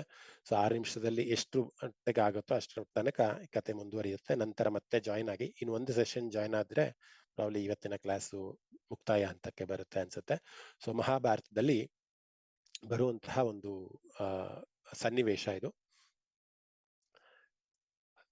ಅರ್ಜುನ ಮತ್ತೆ ದುರ್ಯೋಧನ ಇಬ್ರು ಕೂಡ ಕೃಷ್ಣನ ಹರಿಸಿ ಬರ್ತಾರೆ. ಮಹಾಭಾರತ ಯುದ್ಧ ಸ್ಟಾರ್ಟ್ ಆಗತ್ತೆ, ನೀನ್ ನನ್ನ ಪರ ಇರಬೇಕು ಅಂತ ಅರ್ಜುನ ಹರಿಸಿ ಬಂದ್ರೆ, ಅರ್ಜುನ ಆಲ್ರೆಡಿ ಬಂದು ಕೂತಿರ್ತಾನೆ. ತದನಂತರದಲ್ಲಿ ಕೂಡ ದುರ್ಯೋಧನನು ಕೂಡ ಬಂದು ಕೂತ್ಕೊಂತಾನೆ. ಇಲ್ಲಿ ಕೃಷ್ಣ ನಿದ್ರಾವಸ್ಥೆಯಲ್ಲಿ ಅಂದ್ರೆ ಯೋಗ ನಿದ್ರೆಯಲ್ಲಿ ತಲ್ಲೀನಾಗಿರ್ತಾನೆ. ಸುಮಾರಷ್ಟು ಸಮಯಗಳು ಇಬ್ರು ಕಾಯ್ತಾರೆ. ಎಷ್ಟು ಕಾಯ್ದ್ರು ಕೂಡ ಅವನು ಯೋಗ ನಿದ್ದೆಯಲ್ಲೇ ಅವನಿರ್ತಾನೆ. ನಂತರ ಎಚ್ಚರಗೊಂಡಾಗ ಅವನು ಮೊದಲು ನೋಡುವಂಥದ್ದು ಅರ್ಜುನನ್ನ. ಯಾಕೆಂದ್ರೆ ಅರ್ಜುನ ಅವನ ಪಾದದಲ್ಲಿ ಕೂತಿರ್ತಾನೆ. ದುರ್ಯೋಧನ ನಾನ್ ಕೃಷ್ಣನ ಪಾದ ಹತ್ರ ನಾನೇ ಕೂತ್ಕೊಬೇಕು ಅಂದ್ಬಿಟ್ಟು ಅವನ ತಲೆಯ ಹತ್ರ ಹೋಗಿ ದುರ್ಯೋಧನ ಕೂತಿರ್ತಾನೆ. ಇವೆಲ್ಲವೂ ಕೂಡ ನಮಗೆ ಗೊತ್ತಿರೋವಂಥದ್ದೇ. ಯಾರಿಗೆ ಗೊತ್ತಿಲ್ಲ ಅದು ಅರ್ಥ ಮಾಡ್ಕೊಳ್ಳಿ ಅನ್ನೋದಕ್ಕೋಸ್ಕರ ಇವೆಲ್ಲವೂ ಕೂಡ ಹೇಳ್ತಾ ಇರುವಂಥದ್ದು. ಕಡೆಗೆ ಇಬ್ರು ಕೂಡ ಅವರ ಒಂದು ಇದಕ್ಕೆ ಬರ್ತಾರೆ. ಕೃಷ್ಣ ಮಹಾಭಾರತದ ಯುದ್ಧದಲ್ಲಿ ನೀನ್ ನಮ್ಮ ಜೊತೆ ಇರಬೇಕು, ನಿನ್ನ ಸೈನ್ಯ ಏನಿದೆ ನಿನ್ನ ಎಲ್ಲಾ ಸೈನ್ಯವನ್ನ ನೀನ್ ನನಗೆ ಕೊಡಬೇಕು ಮುಂದಾಳಿತವಾಗಿ ಅಂತ. ಆಗ ಕೃಷ್ಣ ಒಂದು ಕಂಡೀಷನ್ ಹಾಕ್ತಾನೆ, ನನಗೆ ಯಾವುದೇ ಪಕ್ಷಪಾತ ಇಲ್ಲ, ಆ ಕೌರವರು ಪಾಂಡವರು ಎಲ್ಲರೂ ಕೂಡ ನನಗೆ ಸಂಬಂಧಿಗಳೇ ಆಗ್ಬೇಕು. ಸೊ ನನ್ನ ಅಕ್ಷೋಹಿಣಿ ಸೈನ್ಯವನ್ನ ಇಡೀ ನನ್ನ ಸೈನ್ಯವನ್ನ ಯಾರಿಗಾದ್ರೂ ಒಬ್ರಿಗೆ ಕೊಡ್ತೀನಿ, ನಾನು ನಿರಾಯುಧನಾಗಿ ಮಹಾಭಾರತ ಯುದ್ಧದಲ್ಲಿ ಬರ್ತೀನಿ ಅನ್ನುವಂಥ ಒಂದು ಕಂಡೀಷನ್ ಹಾಕ್ತಾನೆ. ಆಗ ದುರ್ಯೋಧನ, ಅಯ್ಯೋ ನೀನ್ ನಿರಾಯುಧ ಆಗಿ ನೀನ್ ಯುದ್ಧನೇ ಮಾಡಲ್ಲ ಅಂದ್ರೆ ನಿನ್ ಕಟ್ಕೊಂಡು ನನ್ಗೆ ಹಾಕ್ಬೇಕು, ನಿನ್ನ ಸೈನ್ಯವನ್ನು ಕೊಡು ಸಾಕು ನನಗೆ, ನಿನ್ನ ಸೈನ್ಯವನ್ನ ತಗೊಂಡು ನಾನು ಯುದ್ಧವನ್ನ ಮಾಡ್ತೀನಿ, ನೀನೇ ನನಗ್ ಬೇಡ ಅಂತ ಅಂದ್ಬಿಟ್ಟು ನಿರ್ಲಕ್ಷ್ಯವನ್ನು ಮಾಡ್ತಾನೆ. ಮತ್ತೆ ಅರ್ಜುನ ಕೃಷ್ಣನ ಆರಿಸ್ಕೊಂತಾನೆ, ನನಗೆ ಕೃಷ್ಣ ನೀನೇ ಬೇಕು, ನಿನ್ನ ಒಂದು ಅಕ್ಷೋಹಿಣಿ ಸೈನ್ಯ ಆಗ್ಲಿ ಅಥವಾ ನಿನ್ನ ಒಂದು ಆಯುಧಗಳಾಗ್ಲಿ ಯಾರೂ ನನಗೆ ಬೇಕಾಗಿಲ್ಲ, ನನಗೆ ನೀನೊಬ್ಬ ಜೊತೆ ಇದ್ರೆ ಸಾಕು, ನನಗೆ ನನಗೆ ಇನ್ನೇನು ಬೇಡ ಅಂತ ಅರ್ಜುನ ಕೃಷ್ಣನ ಸ್ವೀಕಾರವನ್ನು ಮಾಡ್ತಾನೆ. ಸೊ ಇದು ಒಂದು ಬ್ಯಾಕ್ ಗ್ರೌಂಡ್ ಕತೆ. ಮತ್ತೆ ಈ ಲಿಂಕ್ಗೆ ಮತ್ತೆ ಜಾಯಿನ್ ಆಗಿ ನಂತರದಲ್ಲಿ ಮತ್ತೆ ಈ ಕಥೆಯನ್ನು ಮುಂದುವರಿಸೋಣ. ನಾನು ಅಷ್ಟರಲ್ಲಿ ಒಂದ್ ಸ್ವಲ್ಪ ನೀರನ್ನು ಕುಡ್ಕೊಂಡು ಬರ್ತೀನಿ, ಮತ್ತೆ ಜಾಯಿನ್ ಆಗಿ. ಬಗ್ಗೆ ಹೇಳ್ತಾ ಇದ್ದೆ, ಎಲ್ಲರಿಗೂ ಕೇಳಿಸ್ತಾ ಇದೆ ಅಲ್ಲ? ಮಹೋದಯ, ಹಾ, ಬಹಳ ಒಳ್ಳೆ ಕೆಲಸ ಮಾಡ್ತಿದ್ದೀರಾ ಬಗ್ಗೆ. Okay,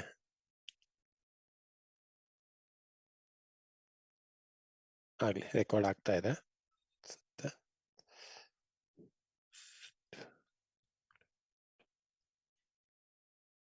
Recording in progress. So Mahabharata ಒಂದು ಪ್ರಸಂಗವನ್ನ ನಿಮ್ಮೆಲ್ಲರಿಗೂ ಕೂಡ ಹೇಳ್ತಾ ಇದೆ. ಸೊ ಅರ್ಜುನ ಮತ್ತೆ ದುರ್ಯೋಧನ ಇಬ್ಬರ ಒಂದು ಕೋರಿಕೆ ಮೇರೆಗಡೆ ಎಲ್ಲಾ ಸೈನ್ಯಗಳನ್ನ ದುರ್ಯೋಧನಿಗೆ ಕೊಟ್ಟು, ನಾನು ಅರ್ಜುನಿಗೆ ಸಾರಥಿಯಾಗಿ ಮಾತ್ರ ಇರ್ತೀನಿ. ಅಂದ್ರೆ ಸಾರಥಿ ಅಂತ ಅಂದ್ರೆ ಅಲ್ಪರಲ್ಲಿ ಅಲ್ಪ, ಅಂದ್ರೆ ಏನೋ ಪ್ರತಿನಿಧಿಯಾಗೋ ಅಥವಾ ಸೇನಾಧಿಪತ್ಯವನ್ನ ವಹಿಸ್ಕೊಂಡು ಸೇನಾಧಿಪತಿಯಾಗೋ ಇರುವಂತಹ ಕಾರ್ಯ ಮಾಡ್ದಲೆ ನಾನು ಬರೀ ಒಬ್ಬ ಸಾರಥಿಯಾಗಿ ನಾನು ಇರ್ತೀನಿ ಅಂತ ಅರ್ಜುನ ಪರವಾಗಿ ಕೃಷ್ಣ ನಿಲ್ದುಕೊಂತಾನೆ. ಎಲ್ಲವೂ ಕೂಡ ನಿಮ್ಗೆ ಗೊತ್ತಿರುವಂತದ್ದೇ. ಈ ಕತೆ ಯಾಕೆ ಇದೆಲ್ಲವೂ ಕೂಡ ನಾನು ಹೇಳ್ತಾ ಇದ್ದೀನಿ ಅಂದ್ರೆ,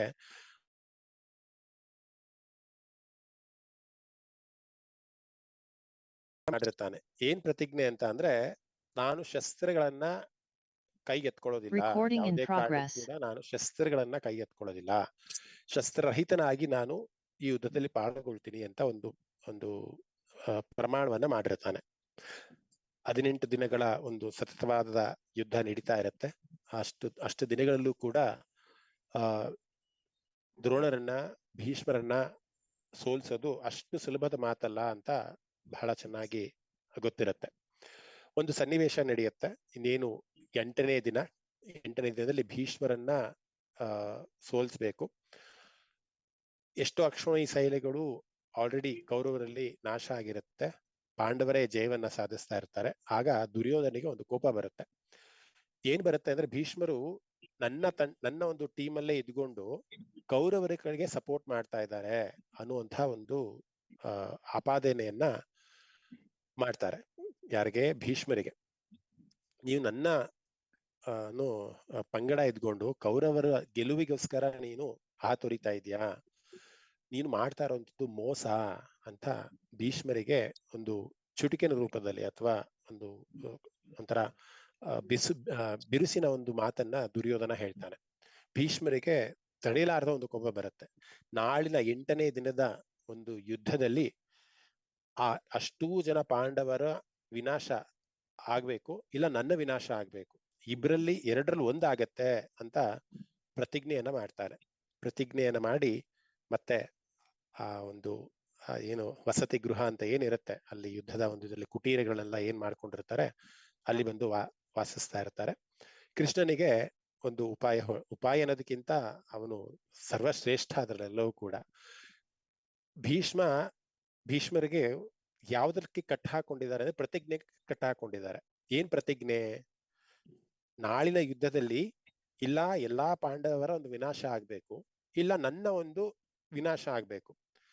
ಅವರ ಒಂದು ವಿನಾಶ ಆಗ್ಬೇಕು ಅಂತ ಅಂದ್ರೆ ಮತ್ತೆ ಅವರು ನಿಮ್ಗೆಲ್ಲರೂ ಕೂಡ ಗೊತ್ತಿರೋ ಹಾಗೆ ಅವರು ಇಚ್ಛಾಮರಣಿ, ಅವರು ಯಾವಾಗ ಇಷ್ಟ ಪಡ್ತಾರೋ ಆಗ ಸಾಯೋದು. ಆದ್ರೆ ಯಾವತ್ತೂ ಕೂಡ ನಾನು ಯುದ್ಧವನ್ನು ಮಾಡೋಲ್ಲ ಅಂತ ಯಾವತ್ತೂ ಅವರು ಶರಣಾಗತಿಗೆ ಹೋಗೋರಲ್ಲ. ಯಾಕೆಂದ್ರೆ ಅದು ಶಾಸ್ತ್ರಕ್ಕೆ ಶಾಸ್ತ್ರರಹಿತವಾದದ್ದು. ಯುದ್ಧವನ್ನು ಮಾಡ್ಲೇಬೇಕು. ಸೊ ಯುದ್ಧವನ್ನು ಮಾಡ್ಲೇಬೇಕು ಅಂದಾಗ ನಾಳಿನ ಬೆಳಗಿನ ಜಾವದ ಯುದ್ಧದಲ್ಲಿ ಪಾಂಡವರ ಒಂದು ವಿನಾಶ ಆಗ್ಲೇಬೇಕು ಅನ್ನುವಂಥ ಅರ್ಥದಲ್ಲಿ ಕೃಷ್ಣ ಏನ್ ಮಾಡ್ತಾನೆ, ದ್ರೌಪದಿಯನ್ನ ಕರೀತಾನೆ. ದ್ರೌಪದಿಯನ್ನ ಕರೆದು ಹೋಗಿ ಭೀಷ್ಮರನ್ನ ಕಂಡು ಬಾ, ಅವರ ಆಶೀರ್ವಾದವನ್ನು ಕಂಡು ಬಾ, ನಾಳಿನ ಯುದ್ಧಕ್ಕೆ ನಿಮ್ಗೆಲ್ಲರೂ ಕೂಡ ಒಳ್ಳೇದಾಗ್ಲಿ ಅಂತ ಒಂದು ಚಿತ್ತವನ್ನ ಇಟ್ಕೊಂಡು ದ್ರೌಪದಿಗೆ ಒಂದು ಸೂಚನೆಯನ್ನ ಕೊಡ್ತಾನೆ. ಹೋಗಿ ಅವರ ಪಾದವನ್ನ ಇಟ್ಕೋ, ನೀನು ಅವರ ಪಾದವನ್ನ ಇಟ್ಟು ಅವರ ಆಶೀರ್ವಾದನ ನೀನು ಪಡ್ಕೋ ಅಂತ ಆಜ್ಞೆಯನ್ನ ಮಾಡ್ತಾರೆ. ಅದೇ ರೀತಿ ಪಾಂಡವರ ಸಮೇತ ಆ ಒಂದು ಕುಟೀರಕ್ಕೆ ದ್ರೌಪದಿ ಹೋಗ್ತಾಳೆ. ಹೋಗಿ ಭೀಷ್ಮರ ಪಿತಾಮಹರ ಒಂದು ಕಾಲನ್ನ ಸ್ಪರ್ಶ ಮಾಡಿ ಹೇಳ್ತಾಳೆ. ಪಾದ ಸ್ಪರ್ಶ ಮಾಡಿದ ತಕ್ಷಣ ಅವ್ರ ಬಾಯಿನಲ್ಲಿ ಕೃಷ್ಣನೇ ನುಡಿಸಿದ್ನೋ ಅಥವಾ ಭೀಷ್ಮರೇ ಹೇಳಿದ್ರೋ ಗೊತ್ತಿಲ್ಲ, ಇಡೀ ವಿಷ್ಣು ಸಹಸ್ರನಾಮನ ನಾನು ಆಲ್ರೆಡಿ ಹೇಳಿದ್ದೀನಿ. ಅವರಿಗೆ ಶಕ್ತಿ ಇರಲಿಲ್ಲ ವಿಷ್ಣು ಸಹಸ್ರನಾಮ ಹೇಳೋದಕ್ಕೆ. ಕೃಷ್ಣ ಅವರ ನಾಲಿಗೆಯಲ್ಲಿ ಕೂತು ಹೇಳಿಸಿದ. ಅದಕ್ಕೋಸ್ಕರ ನಾವು ಇವತ್ತೆಲ್ಲ ಇಲ್ಲಿ ಕೂತ್ಕೊಂಡು ವಿಷ್ಣು ಸಹಸ್ರನಾಮದ ಚರ್ಚೆಯನ್ನ ಮಾಡ್ತಿದೀವಿ. ಅವತ್ತಿನ ದಿನನೂ ಕೂಡ ಹಾಗೆ ಆಯ್ತನೋ, ಭೀಷ್ಮರ ನಾಲಿಗೆಯಲ್ಲಿ ಒಂದು ಮಾತು ಬರುತ್ತೆ, ಸುಮಂಗಲಿ ಭವ ಅಂತ. ಸಾಮಾನ್ಯವಾಗಿ ಯಾರೇ ಹೆಣ್ಮಕ್ಳು ಪಾದಸ್ಪರ್ಶ ಮಾಡಿ ಕಾಲಿಗೆ ಬಿದ್ದಾಗ ಸಾಮಾನ್ಯವಾಗಿ ಹೇಳುವಂಥದ್ದು ಸುಮಂಗಲಿ ಭವ ಅನ್ನುವಂತಹ ಒಂದು ಮಾತು, ಅಂದ್ರೆ ಸುಮಂಗಲಿ ಆಗಿರು ಅಂತ. ಆಗ ದ್ರೌಪದಿ ಹೇಳ್ತಾಳೆ, ನಾಳೆ ಯುದ್ಧದಲ್ಲಿ ಇಲ್ಲ ನೀವು ಸೋಲ್ಬೇಕು ಅಥವಾ ನೀವು ಪ್ರಾಣತ್ಯಾಗವನ್ನು ಮಾಡಬೇಕು, ಇಲ್ಲ ನನ್ನ ಗಂಡಂದ್ರು ಪ್ರಾಣತ್ಯಾಗವನ್ನು ಮಾಡಬೇಕು, ಆದ್ರೆ ನೀವು ಇಲ್ಲಿ ಸುಮಂಗಲಿ ಭವ ಅಂತ ಹೇಳ್ಬಿಟ್ರಿ, ನಿಮ್ಮ ಬಾಯಿಂದ ಬಂದ್ಬಿಡ್ತು. ಸೊ ಹಾಗಿದ್ದಾಗ ಒಂದು ಪ್ರತಿಜ್ಞೆಗೆ ನೀವು ಕಟ್ಟು ಬಿದ್ರಿ, ಏನಂದ್ರೆ ನಾಳಿನ ಯುದ್ಧದಲ್ಲಿ ನನ್ನ ಗಂಡಂದ್ರು ಬದುಕಬೇಕು, ಆಗ ನಿಮ್ಮ ಏನ್ ಆಶೀರ್ವಾದ ಮಾಡಿದ್ರಲ್ಲ ನೀವು ಸುಮಂಗಲಿ ಭವ ಅಂತ, ಅದು ಸಲ್ಸತ್ತೆ. ಇಲ್ಲಾಂದ್ರೆ ನೀವು ತಪ್ಪನ್ನು ಹೇಳ್ದಂಗೆ ಆಗತ್ತೆ, ತಪ್ಪಾಗಿ ನನಗೆ ಆಶೀರ್ವಾದವನ್ನ ಮಾಡ್ದಂಗೆ ಆಗತ್ತೆ ಅಂತ ದ್ರೌಪದಿ ಹೇಳ್ತಾಳೆ. ನಂತರದಲ್ಲಿ ಅಲ್ಲೂ ಕೂಡ ಒಂದು ಧರ್ಮ ಸಂಕಟಕ್ಕೆ ಭೀಷ್ಮರು ಸಿಗಾಕೊಂತಾರೆ. ನಂತರದಲ್ಲಿ 8ನೇ ದಿನದ ಯುದ್ಧ ಪ್ರಾರಂಭ ಆಗತ್ತೆ. ಯಥಾ ರೀತಿ ಭೀಷ್ಮರು ತಮ್ಮ ಎಲ್ಲಾ ಶಕ್ತಿಯನ್ನ ಬಿಟ್ಟು ಪಾಂಡವರ ಮೇಲೆ ಯುದ್ಧವನ್ನ ಜಯಿಸಿ ಪಾಂಡವರ ಸಮೀಪ ಹೋಗೋದಕ್ಕೆ ಪ್ರಯತ್ನ ಮಾಡ್ತಾರೆ. ಅವತ್ತಿನ ದಿನ ಎಷ್ಟು ಈ 7 ದಿನಗಳು ಎಷ್ಟು ಜನ ಮರಣ ಆಗಿದ್ರೋ ಅಷ್ಟು ಜನರು ಕೂಡ ಅವತ್ತು ಒಂದೇ ದಿನದಲ್ಲಿ ಮರಣವನ್ನ ಅಪ್ತಾರೆ. ಯಾಕೆಂದ್ರೆ ಪಾಂಡವರ ಹತ್ರ ಹೋಗ್ಬೇಕು ಅಂದ್ರೆ ಆ ಇಡೀ ಸೈನ್ಯವನ್ನ, ಅಕ್ಷೋಹಿಣಿ ಸೈನ್ಯವೆಲ್ಲವೂ ಕೂಡ ದಾಟಿ ಮುಂದಕ್ಕೆ ಹೋಗ್ಬೇಕು, ಎಲ್ಲ ತಂಡೆಗಳನ್ನ ದಾಟಿ ಮುಂದಕ್ಕೆ ಹೋಗ್ಬೇಕು. ಅಷ್ಟು ಜನ ಅವರು ಸಾವನ್ನಪ್ತಾರೆ. ಆಗ ಕೃಷ್ಣನಿಗೆ ಒಂದು ಗೊತ್ತಾಗತ್ತೆ, ಈ ಒಂದು ಮಟ್ಟಕ್ಕೆ ಅಥವಾ ಈ ಒಂದು ದಿನಕ್ಕೆ ನಮ್ಗೆ ಜಯ ಸಿಗಬೇಕು ಅಂದಾಗ ಭೀಷ್ಮರ ಅಂತ್ಯ ಅನಿವಾರ್ಯ ಆಗೇ ಇದೆ ಅನ್ನೋದು ಕೃಷ್ಣನ ಒಂದು ಮನಸ್ಸಿಗೆ ಬರುತ್ತೆ. ಅವರು ಪ್ರಮಾಣ ಮಾಡಿದ್ರು, ಪ್ರತಿಜ್ಞೆಯನ್ನ ಮಾಡಿದ್ರು, ಯಾವುದೇ ಕಾರಣಕ್ಕೂ ನಾನು ಶಸ್ತ್ರವನ್ನ ಎತ್ತೋದಿಲ್ಲ ಅಂತ. ಭೀಷ್ಮರು ಬಂದು ಅರ್ಜುನರ ಹತ್ರ ಯುದ್ಧ ಮಾಡ್ತಾ ಇರುವಂತಹ ಒಂದು ಸನ್ನಿವೇಶ, ಅರ್ಜುನರು ಇನ್ನೇನು ಸೋಲನ್ನ ಕಾಣಬೇಕು ಅನ್ನುವಂತಹ ಒಂದು ಪರಿಸ್ಥಿತಿ. ಆಗ ಕೃಷ್ಣರು ಎಚ್ಚರಿಸ್ತಾರೆ ಭೀಷ್ಮರನ್ನ, ಪಿತಾಮಹರಾಗಿ ನಿಮ್ಮ ಒಂದು ಹಿರಿಯರಾಗಿ ನೀವು ಮಾಡ್ಬೇಕಾದಂತಹ ಇಷ್ಟು ದಿನದ ಕರ್ತವ್ಯಗಳು, ನೀವು ಬರೀ ಕೌರವರಿಗೆ ನೀವು ಸಹಾಯವನ್ನ ಮಾಡಿ ನಿಮ್ಮ ಪ್ರತಿಜ್ಞೆಯನ್ನ ಉಳಿಸ್ಕೊಬೇಕು, ಸದಾ ನಾನು ಕೌರವರ ವಂಶವನ್ನ ಪ್ರತಿನಿಧಿಯಾಗಿ ನಾನು ಜೀವನವನ್ನ ಸಾಗಿಸ್ತೀನಿ ಅಂತ ಅವರ ತಂದೆಗೆ ಏನು ಮಾತನ್ನ ಕೊಟ್ಟಿದ್ದ, ನಾನು ಮದುವೆ ಕೂಡ ಆಗೋದಿಲ್ಲ, ಹಾಗೆ ಬ್ರಹ್ಮಚಾರಿಯಾಗಿ ನನ್ನ ವಂಶವನ್ನ ಬೆಳೆಸ್ದಲೇ ನಾನು ಕೌರವರ ಪಕ್ಷದಲ್ಲಿ ನಿಂತ್ಕೊಂಡವ್ರು ಏನು ಕಾಯ್ತೀನಿ ಅಂತ ಪ್ರತಿಜ್ಞೆ ಕೊಟ್ಟಿದ್ರ, ಆ ಬರೀ ಅದೊಂದು ಪ್ರತಿಜ್ಞೆನ ಉಳಿಸ್ಕೊಳ್ಳೋದಕ್ಕೆ ಎಷ್ಟು ಪಾಪಗಳನ್ನ ಮಾಡ್ತಿದ್ದೀಯ ಭೀಷ್ಮ ನೀನು, ಇದು ನಿನಗೆ ಆ ಪ್ರತಿಜ್ಞೆ ಉಳಿಸ್ಕೊಳ್ಳೋದು ಅಷ್ಟು ಮಹತ್ವ ಆದದ್ದ ನಿನಗೆ, ಅಂದ್ರೆ ಅಧರ್ಮ ಅಲ್ಲ ನೀನ್ ಮಾಡ್ತಾ ಇರೋ ಅಂತ ಕೃಷ್ಣ ಎಚ್ಚರಿಸ್ತಾನೆ. ಆದ್ರೂ ಕೂಡ ಭೀಷ್ಮರು ಅವರಿಗೆ ತಿಲ್ಲಂತಹ ಎಲ್ಲಾ ಶಾಸ್ತ್ರಗಳು ತತ್ವಗಳ ಪ್ರಕಾರ ಇಲ್ಲ ನಾನ್ ಮಾಡ್ತಾ ಇರೋದೇ ಸರಿ ಅನ್ನೋದು ಅವ್ರಿಗೆ ತೋಚುತ್ತೆ. ನಂತರದಲ್ಲಿ ಒಂದು ನಿರ್ಧಾರವನ್ನ ಕೃಷ್ಣ ಮಾಡ್ತಾನೆ. ಏನ್ ನಿರ್ಧಾರ ಅಂದ್ರೆ ಅವ್ರು ಏನ್ ಪ್ರತಿಜ್ಞೆಯನ್ನ ಕೊಟ್ಟಿದ್ರಲ್ಲ, ಶಸ್ತ್ರವನ್ನು ಎತ್ತೋದಿಲ್ಲ ಅನ್ನುವಂಥ ಪ್ರತಿಜ್ಞೆ, ಅದನ್ನ ಮುರಿತಾರೆ.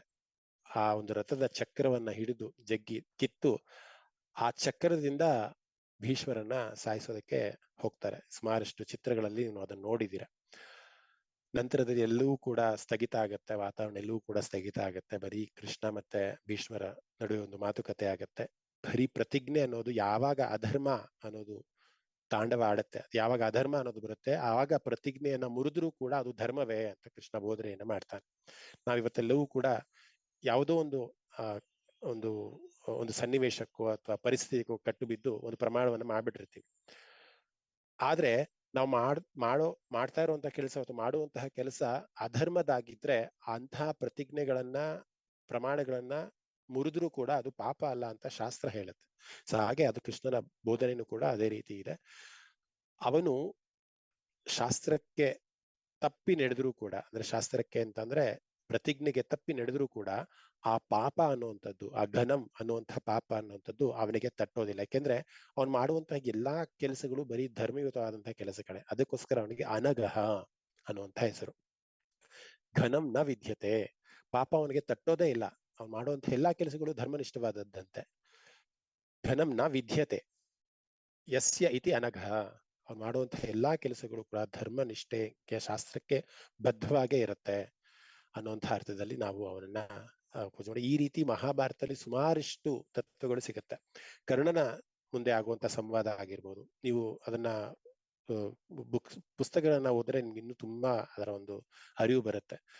ಕರ್ಣ ಎಷ್ಟರ ಮಟ್ಟಿಗೆ ಅವನು ಕೃಷ್ಣನ ಹತ್ರ ಬಂದು ಹೇಳ್ಕೊಂತಾನೆ ಅಂತ ಅಂದ್ರೆ, ನನ್ಗೆ ಇಡೀ ಜೀವನದಲ್ಲಿ ನನ್ಗೆ ಆಗಿರೋದೆಲ್ಲವೂ ಕೂಡ ಬರೀ ಮೋಸನೇ, ನನಗೆ ತಾಯಿ ಪ್ರೀತಿ ಸಿಕ್ಕಿಲ್ಲ, ಎಲ್ಲವೂ ಕೂಡ ನನಗೆ ಅನ್ಯಾಯಗಳೇ ಆಗಿದೆ, ಜಾತಿ ಅನ್ನೋ ಒಂದೇ ಹೆಸರನ್ನು ತಗೊಂಡು ನನಗೆ ಎಷ್ಟು ಕಷ್ಟ ಅನುಭವಿಸ್ತೀನಿ ಕೃಷ್ಣ ಅಂತ ಒಂದು ಸಂವಾದ ನಡೆಯುತ್ತೆ. ಮುಂದಿನ ಯಾವ್ದಾದ್ರು ಒಂದು ನಾಮದಲ್ಲಿ ಅದನ್ನ ಹೇಳುವಂತ ಪ್ರಯತ್ನ ಮಾಡ್ತೀನಿ. ಸೊ ಇಲ್ಲಿ ಪ್ರತಿಜ್ಞೆಯನ್ನ ಮುರಿದ್ರು ಕೂಡ, ಶಸ್ತ್ರವನ್ನ ಎತ್ತೋದಿಲ್ಲ ಅಂತ ಒಂದು ಪ್ರತಿಜ್ಞೆಯನ್ನ ಮುರಿದ್ರು ಕೂಡ ಅದು ಪಾಪ ಅಂತ ಅನ್ಸ್ಕೊಂಡಿಲ್ಲ. ಯಾಕೆಂದ್ರೆ ಅದು ಧರ್ಮಕ್ಕೆ ನಿಷ್ಠವಾದದ್ದು ಅಥವಾ ಧರ್ಮದ ಪಾಲನೆಯಲ್ಲಿ ಅವನು ಮಾಡಿದಂತಹ ಎಲ್ಲಾ ಕೆಲಸಗಳು ಕೂಡ ಪಾಪರಹಿತವಾದಂತಹ ಒಂದು ಕೆಲಸವನ್ನೇ ಅಂತ ಭಗವದ್ಗೀತೆಯಲ್ಲೂ ಕೂಡ ಒಂದು ಮಾತು ಬರುತ್ತೆ, ನಮಾಂ ಕರ್ಮಾಣಿ ಲಿಂಪಂತಿ ನಮೇ ಕರ್ಮ ಫಲೇ ಸ್ಪೃಹ ಅಂತ.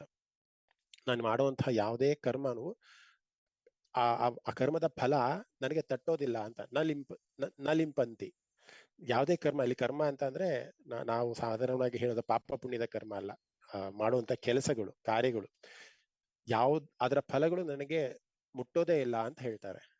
ಕರ್ಮ ಫಲೇ ನ ಸ್ಪೃಹ ಅನ್ನುವಂಥ ಅರ್ಥದಲ್ಲಿ ಪರಮಾತ್ಮ ಅವತಾರ ಪುರುಷನಾಗಿ ಬಂದು ಅವನು ಏನೇ ಕೆಲಸಗಳನ್ನು ಮಾಡಿದ್ರೂ ಕೂಡ ಆ ಎಲ್ಲಾ ಕೆಲಸದಲ್ಲೂ ಕೂಡ ಅವನು ಪಾಪರಹಿತನಾಗಿರ್ತಾನೆ. ಅನಘಃ, ಘನ, ಅಘಂ ಅಂತ ಅಂದ್ರೆ ಪಾಪ, ಅನಘ ಅಂತಂದ್ರೆ ಪಾಪರಹಿತನು ಅನ್ನುವಂಥ ಅರ್ಥ ಬರುತ್ತೆ.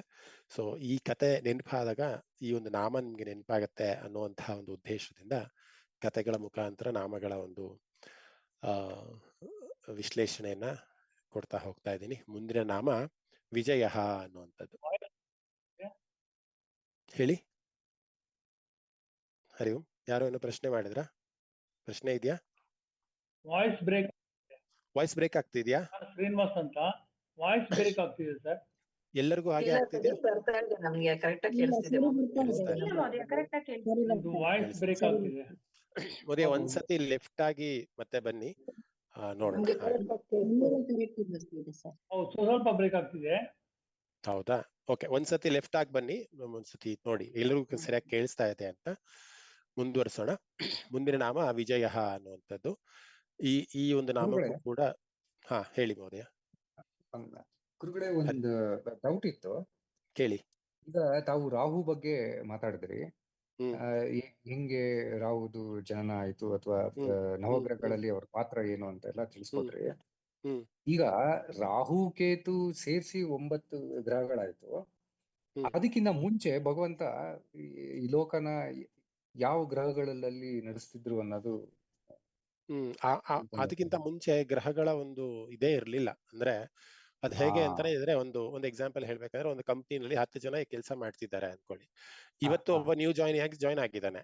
ಆ ನ್ಯೂ ಜಾಯ್ನ್ ಆಗೋದ್ಕಿಂತ ಮುಂಚೆ 9 ಜನನೇ ಆ ಒಂದು ಆಫೀಸ್ ಕೆಲಸ ಮಾಡ್ಕೊಂಡು ಹೋಗ್ತಾ ಇದ್ರು, ನಡೀತಾ ಇತ್ತು ಲೈಫ್.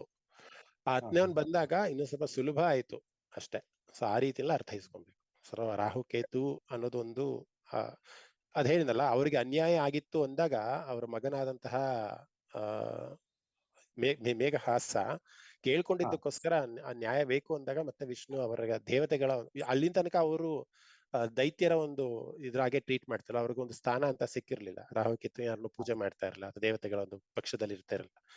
ಮೇಘಹಾಸ ಮತ್ತೆ ವಿಷ್ಣುವಿನ ಸಂಪರ್ಕ ಮಾಡಿ, ನನ್ನ ತಂದೆಗೆ ಮೋಸ ಆಗಿದೆ, ನೀವು ಮಾಡಿದ್ದು ಅಂದ್ರೆ ಅನ್ಯಾಯ ಅಂತ ಅವನ ಮನಸ್ಸಿಗೆ ಅನ್ಸುತ್ತೆ ಅಷ್ಟೇ. ಆಕ್ಚುಲಿ ಮಾಡಿದ ಅನ್ಯಾಯ ಅಲ್ಲ, ಕದ್ದು ಮತ್ತೆ ಗೊತ್ತಿಲ್ಲದೇ ತರ ಬಂದು ಇಲ್ಲಿ ಕೂತ್ಕೊಂಡಿದ್ದು ಅದು ಮೋಸ ಹೇಳ್ಬೇಕಂದ್ರೆ ಅಲ್ವಾ. ಸೊ ಹಾಗೆ ಪರಮಾತ್ಮನಿಗೆ ಗೊತ್ತಿದೆ ಯಾವ್ದು ಮೋಸ, ಯಾವ್ದು ಸರಿ, ಯಾವ್ದು ತಪ್ಪು ಅಂತ. ಆದ್ರೆ ಇಲ್ಲಿ ಮತ್ತೆ ಒಂದು ಧ್ಯಾನಾಸಕ್ತನ ಕೂತ್ಕೊಂತಾನಲ್ಲ, ಗೌತಮಿ ತೀರದಲ್ಲಿ ಬಹಳ ವರ್ಷಗಳ ಕಾಲ ತಪಸ್ ಮಾಡ್ತಾನೆ ಮೇಘಹಾಸ.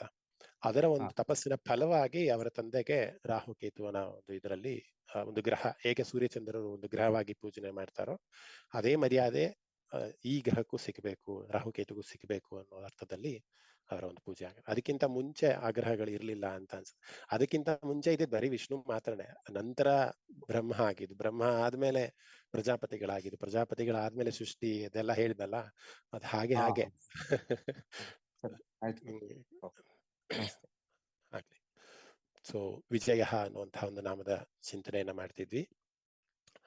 ವಿಜಯತೆ ಜ್ಞಾನಂ ವೈರಾಗ್ಯ ಐಶ್ವರ್ಯ ಅದಿಭಿಹಿ ಗುಣೈಹಿ ವಿಶ್ವಂ ಇತಿ ವಿಜಯ ಅಂತ ನಮ್ಮ ಆದಿಶಂಕರರು ತಮ್ಮ ವ್ಯಾಖ್ಯಾನದಲ್ಲಿ ಹೇಳ್ತಾರೆ. ಸದಾ ತನ್ನ ಒಂದು ಜ್ಞಾನದಿಂದ, ತನ್ನ ಒಂದು ವೈರಾಗ್ಯದ ಭಾವದಿಂದ, ವೈರಾಗ್ಯ ಭಾವ ಅಂತ ಅಂದ್ರೆ ಅದೇ ಹೇಳಿನಲ್ಲ, ನ ಕರ್ಮಂ ಲಿಪ್ಯತೆ, ಯಾವುದು ಕೂಡ ಅವನಿಗೆ ಅಂಟೋದಿಲ್ಲ. ಅವನು ಯಾವ ರೀತಿ ಅಂದ್ರೆ, ಈಗ ಗಿಣಿ ಹಣ್ಣುಗಳನ್ನ ತಿಂದು ಜೀವನ ಮಾಡುತ್ತೆ. ಅದೇ ಗಿಣಿ ಮರದ ಹತ್ರ ಬರುತ್ತೆ, ಹಣ್ಣನ್ನು ನೋಡುತ್ತೆ, ಆದ್ರೆ ತಿನ್ನೋಲ್ಲ, ಹಾಗೆ ಹೋಗುತ್ತೆ. ಯಾಕೆ ಹಾಗೆ ಹೋಗುತ್ತೆ ಅಂದ್ರೆ, ಆ ಒಂದು ಪರಿಸ್ಥಿತಿ, ಆ ಮನಸ್ಸಿನ, ಆ ಗಿಣಿಯ ಒಂದು ಪರಿಸ್ಥಿತಿ ಹೇಗಿದೆ ಅಂದ್ರೆ, ಆ ಹಣ್ಣಿಗೂ ನನಗೂ ಏನು ಸಂಬಂಧನೇ ಇಲ್ಲ ಅನ್ನೋ ತರ ಬಂದು ಕೂತು ಎದ್ದು ಹೋಗುತ್ತೆ. ಹಾಗೆ ಪರಮಾತ್ಮನೂ ಅಷ್ಟೇ, ಅವನೇ ಸೃಷ್ಟಿ ಮಾಡಿದ್ದಾನೆ, ಅವನೇ ಸ್ಥಿತಿಯ ಒಂದು ಇದಕ್ಕೆ ಕಾರಣಕರ್ತನಾಗಿದ್ದಾನೆ, ಎಲ್ಲವೂ ಕೂಡ ಅವನೇ ಮಾಡ್ತಿದ್ದಾನೆ. ಆದ್ರೆ ಅಲ್ಲಿ ನಡೀತಾ ಇರುವಂತಹ ಕರ್ಮಗಳಿಗೆ ಅಥವಾ ಕಾರ್ಯಗಳಿಗೆ ಯಾವುದೂ ಕೂಡ ಅವನು ಅಂಟೋದಿಲ್ಲ. ಅದಕ್ಕೋಸ್ಕರ ಅವನಿಗೆ ವೈರಾಗ್ಯ ಅನ್ನುವಂತಹ ಒಂದು ಅರ್ಥದಲ್ಲಿ ಬರುತ್ತೆ. ಇಲ್ಲಿ ವಿಜಯ ಅಂತ ಅಂದ್ರೆ, ಅವನು ಯಾವುದೇ ಒಂದು ಅವತಾರವನ್ನು ತಗೊಂಡ್ರು ಕೂಡ ಅಲ್ಲಿ ಅವನಿಗೆ ವಿಜಯನೇ ಆಗತ್ತೆ. ಅದಕ್ಕೋಸ್ಕರ ಅವನಿಗೆ ವಿಜಯ ಅನ್ನುವಂತಹ ಒಂದು ಅರ್ಥದಲ್ಲಿ ನಾವು ಪೂಜೆ ಮಾಡ್ತೀವಿ, ಅಥವಾ ಅವನಿಗೆ ಒಂದು ನಾಮವನ್ನ ಕೊಡ್ತೀವಿ ಅನ್ನೋದನ್ನ ನಾವು ಅರ್ಥೈಸ್ಕೊಳ್ಬಹುದು. ಇನ್ನ ಕಥೆಯ ಮುಖಾಂತರ ನಾವು ಈ ನಾಮವನ್ನ ಅರ್ಥೈಸ್ಕೊಂತೀವಿ ಅಂತ ಅಂದ್ರೆ, ಮತ್ತೆ ಮಹಾಭಾರತದ ಒಂದು ಕಥೆಯನ್ನೇ ನಾನಿವತ್ತು ತಗೊಂಡಿದ್ದೀನಿ. ನಿಮಿಷ.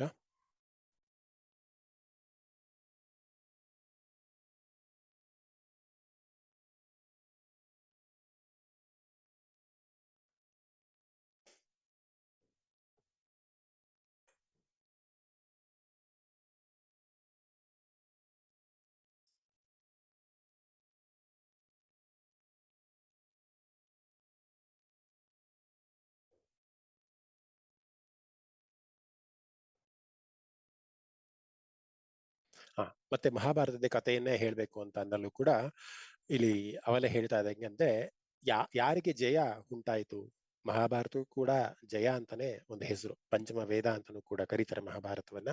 ಯಾಕೆ ಜಯ ಅಂತ ಮಹಾಭಾರತ ಕರೀತಾರೆ ಅಂದ್ರೆ, ಆ ವಿಜಯದ ಸಂಕೇತವಾಗಿ ಕೃಷ್ಣ ನಿಂತಕ್ಕೆ ಅವನಿಗೆ ಜಯ ಅಂತ ಹೆಸರು ಬಂತು. ಮತ್ತೆ ಮಹಾಭಾರತದ ಸನ್ನಿವೇಶನ ಹೇಳ್ಬೇಕಂದಾಗ, ಮಹಾಭಾರತ ಇಡೀ 18 ದಿನಗಳ ಒಂದು ಯುದ್ಧ ಸಮಾಪ್ತಿ ಆಗತ್ತೆ. ನಂತರದಲ್ಲಿ ಅರಮನೆಗೆ ಪಾಂಡವರೆಲ್ಲರೂ ಬರ್ತಾರೆ. ನಂತರದಲ್ಲಿ ಉಳಿದವರು, ಕೌರವರ ಒಂದು ಇದರಲ್ಲಿ ಉಳಿದವರು ಧೃತರಾಷ್ಟ್ರ ಮತ್ತೆ ಗಾಂಧಾರಿ ಇಬ್ರೆ. ಅಷ್ಟೂ ಜನ ಮಕ್ಕಳನ್ನ ಕಳ್ಕೊಂಡು ಒಂದು ಪುತ್ರ ಶೋಕದಲ್ಲಿ ಇಬ್ರು ಕೂಡ ಇರ್ತಾರೆ. ಆದ್ರೂ ಕೂಡ ಇಲ್ಲಿ ಒಂದು ಸಂಬಂಧ ಅನ್ನೋದು ಇರುತ್ತಲ್ಲ, ಇವರು ಕೂಡ ನನ್ನ ಮಕ್ಕಳೇ, ಅಟ್ಲೀಸ್ಟ್ 5 ಜನ ಆದ್ರೂ ನಮ್ಮ ವಂಶದಲ್ಲಿ ಇದ್ದಾರೆ, ಅವರನ್ನ ಮಕ್ಕಳಾಗಿ ಕಾಣುವಂಥದ್ದು ನಮ್ಮ ಧರ್ಮ ಅನ್ನುವಂಥದ್ದು ಅವರ ಮನಸ್ಸಲ್ಲಿ ಎಲ್ಲೋ ಇರುತ್ತೆ. ಸೊ ಆ ಭಾವದಿಂದ ಅವನ್ನ ಸತ್ಕಾರ ಮಾಡುವಂಥದ್ದು, ಅಂದ್ರೆ ಬರಮಾಡ್ಕೊಳ್ಳುವಂಥದ್ದು ಅರಮನೆಗೆ ಅನ್ನುವಂಥ ಒಂದು ಸನ್ನಿವೇಶ ನಡೀತಾ ಇರುತ್ತೆ. ಈ ಕತೆ ಸುಮಾರಷ್ಟು ಜನಕ್ಕೆ ಗೊತ್ತಿದೆ. ಯಾಕೆ ಇಲ್ಲಿ ಈ ನಾಮಕ್ಕೆ ಈ ಕತೆ ಹೇಳ್ತಾ ಇದ್ದೀನಿ ಅಂತಂದ್ರೆ, ಆ ನಾಮಕ್ಕೆ ಸೂಟ್ ಆಗತ್ತೆ ಅನ್ನುವಂತಹ ಅರ್ಥಕ್ಕೆ ಮಾತ್ರ ಈ ಒಂದು ಕಥೆಯನ್ನ ಸ್ವೀಕಾರ ಮಾಡಿರುವಂಥದ್ದು.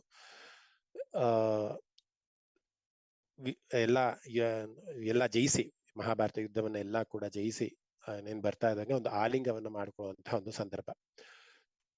ಧೃತರಾಷ್ಟ್ರ ಎಲ್ಲರನ್ನೂ ಕೂಡ ಆಲಿಂಗನ ಮಾಡ್ತಾನೆ. ಆದ್ರೆ ಅವನ ಮನಸ್ಸಿನಲ್ಲಿ ಎಷ್ಟು ಕುದಿತಾ ಇತ್ತು ಕೋಪ ಅಂತ ಅಂದ್ರೆ, ನಾನೇ ಅವರನ್ನ ಸಾಯಿಸ್ಬಿಡ್ಲಾ ಅನ್ನೋ, ಯಾಕಂದ್ರೆ ಅಷ್ಟು ಜನ 101 ಮಕ್ಕಳ ಒಂದು ಹತ್ಯೆಗೆ ಈ ಪಂಚಪಾಂಡವರು ಕಾರಣರಾಗಿದ್ದಾರೆ ಅಂದಾಗ, ಎಂತಹವರೇ ಆ ಜಾಗದಲ್ಲಿ ಇದ್ರೂ ಕೂಡ ಆ ರೀತಿಯ ಒಂದು ಭಾವ ಬರೋದ್ರಲ್ಲಿ ಯಾವುದೇ ರೀತಿಯ ಒಂದು ಸಂಶಯ ಇಲ್ಲ. ಭೀಮನನ್ನ ತಬ್ಕೊಂತಾರೆ. ಕುರುಡನಾಗಿದ್ರು ಕೂಡ ಅವನ ಮನಸ್ಸಿನಲ್ಲಿ ಎಷ್ಟು ಕೋಪಾಗ್ನಿ ಜ್ವಾಲೆ ಎಷ್ಟರ ಮಟ್ಟಿಗೆ ಇರುತ್ತೆ ಅಂದ್ರೆ, ಆ ಬರೀ ಅಪ್ಪುಗೆಯಲ್ಲೇ ಅವನನ್ನ ಸಂಹಾರ ಮಾಡ್ಬೇಕು ಅನ್ನೋಂತಹ ಒಂದು ಮನಸ್ಥಿತಿ ಅವನಿಗಿರುತ್ತೆ. ಕೃಷ್ಣನಿಗೆ ಬರೀ ಆ ಭಾವದಿಂದ, ಅಂದ್ರೆ ಎಮೋಷನ್ ಇಂದ, ಅಥವಾ ಏನ್ ಬಾಡಿ ಮೂವ್ಮೆಂಟ್, ಬಾಡಿ ಲ್ಯಾಂಗ್ವೇಜ್ ಅಂತ ಕರೀತಾರಲ್ಲ, ಅದನ್ನ ಅರ್ಥೈಸ್ಕೊಂಡು ಕೃಷ್ಣ ಏನ್ ಮಾಡ್ತಾನೆ, ಒಂದು ಲೋಹದ ಒಂದು ವಿಗ್ರಹವನ್ನ ಭೀಮನ ಒಂದು ಸಲುವಾಗಿ ಅಥವಾ ಭೀಮ ಪರೋಕ್ಷವಾಗಿ ಅದನ್ನ ಕೊಡ್ತಾರೆ. ಅದನ್ನ ಅಪ್ಪಿಕೊಂಡಾಗ ಆ ಇಡೀ ವಿಗ್ರಹ ನಶಿಸಿ ಹೋಗುತ್ತೆ. ಅಂದ್ರೆ ಅವಳ ಮನಸ್ಸಲ್ಲಿದ್ದಂತಹ ಎಲ್ಲಾ ಕೋಪವನ್ನ ಆ ವಿಗ್ರಹದ ಮೇಲೆ ಏರಲಾಗತ್ತೆ. ಆಗ ವಿಗ್ರಹ ನಶಿಸಿ ಹೋಗುತ್ತೆ. ನಂತರದಲ್ಲಿ ಭೀಮ ಹೋಗ್ತಾನೆ. ಅಂದ್ರೆ ಆ ಕೋಪ ಅನ್ನುವಂತಹ ತಾಯಿ ಏನು ಪ್ರಸ್ಥಾನವಾಗಿದ್ಲಲ್ಲಿ ಅದು ಆ ವಿಗ್ರಹದ ಮೂಲಕ ನಶಿಸಿ ಹೋಗುತ್ತೆ.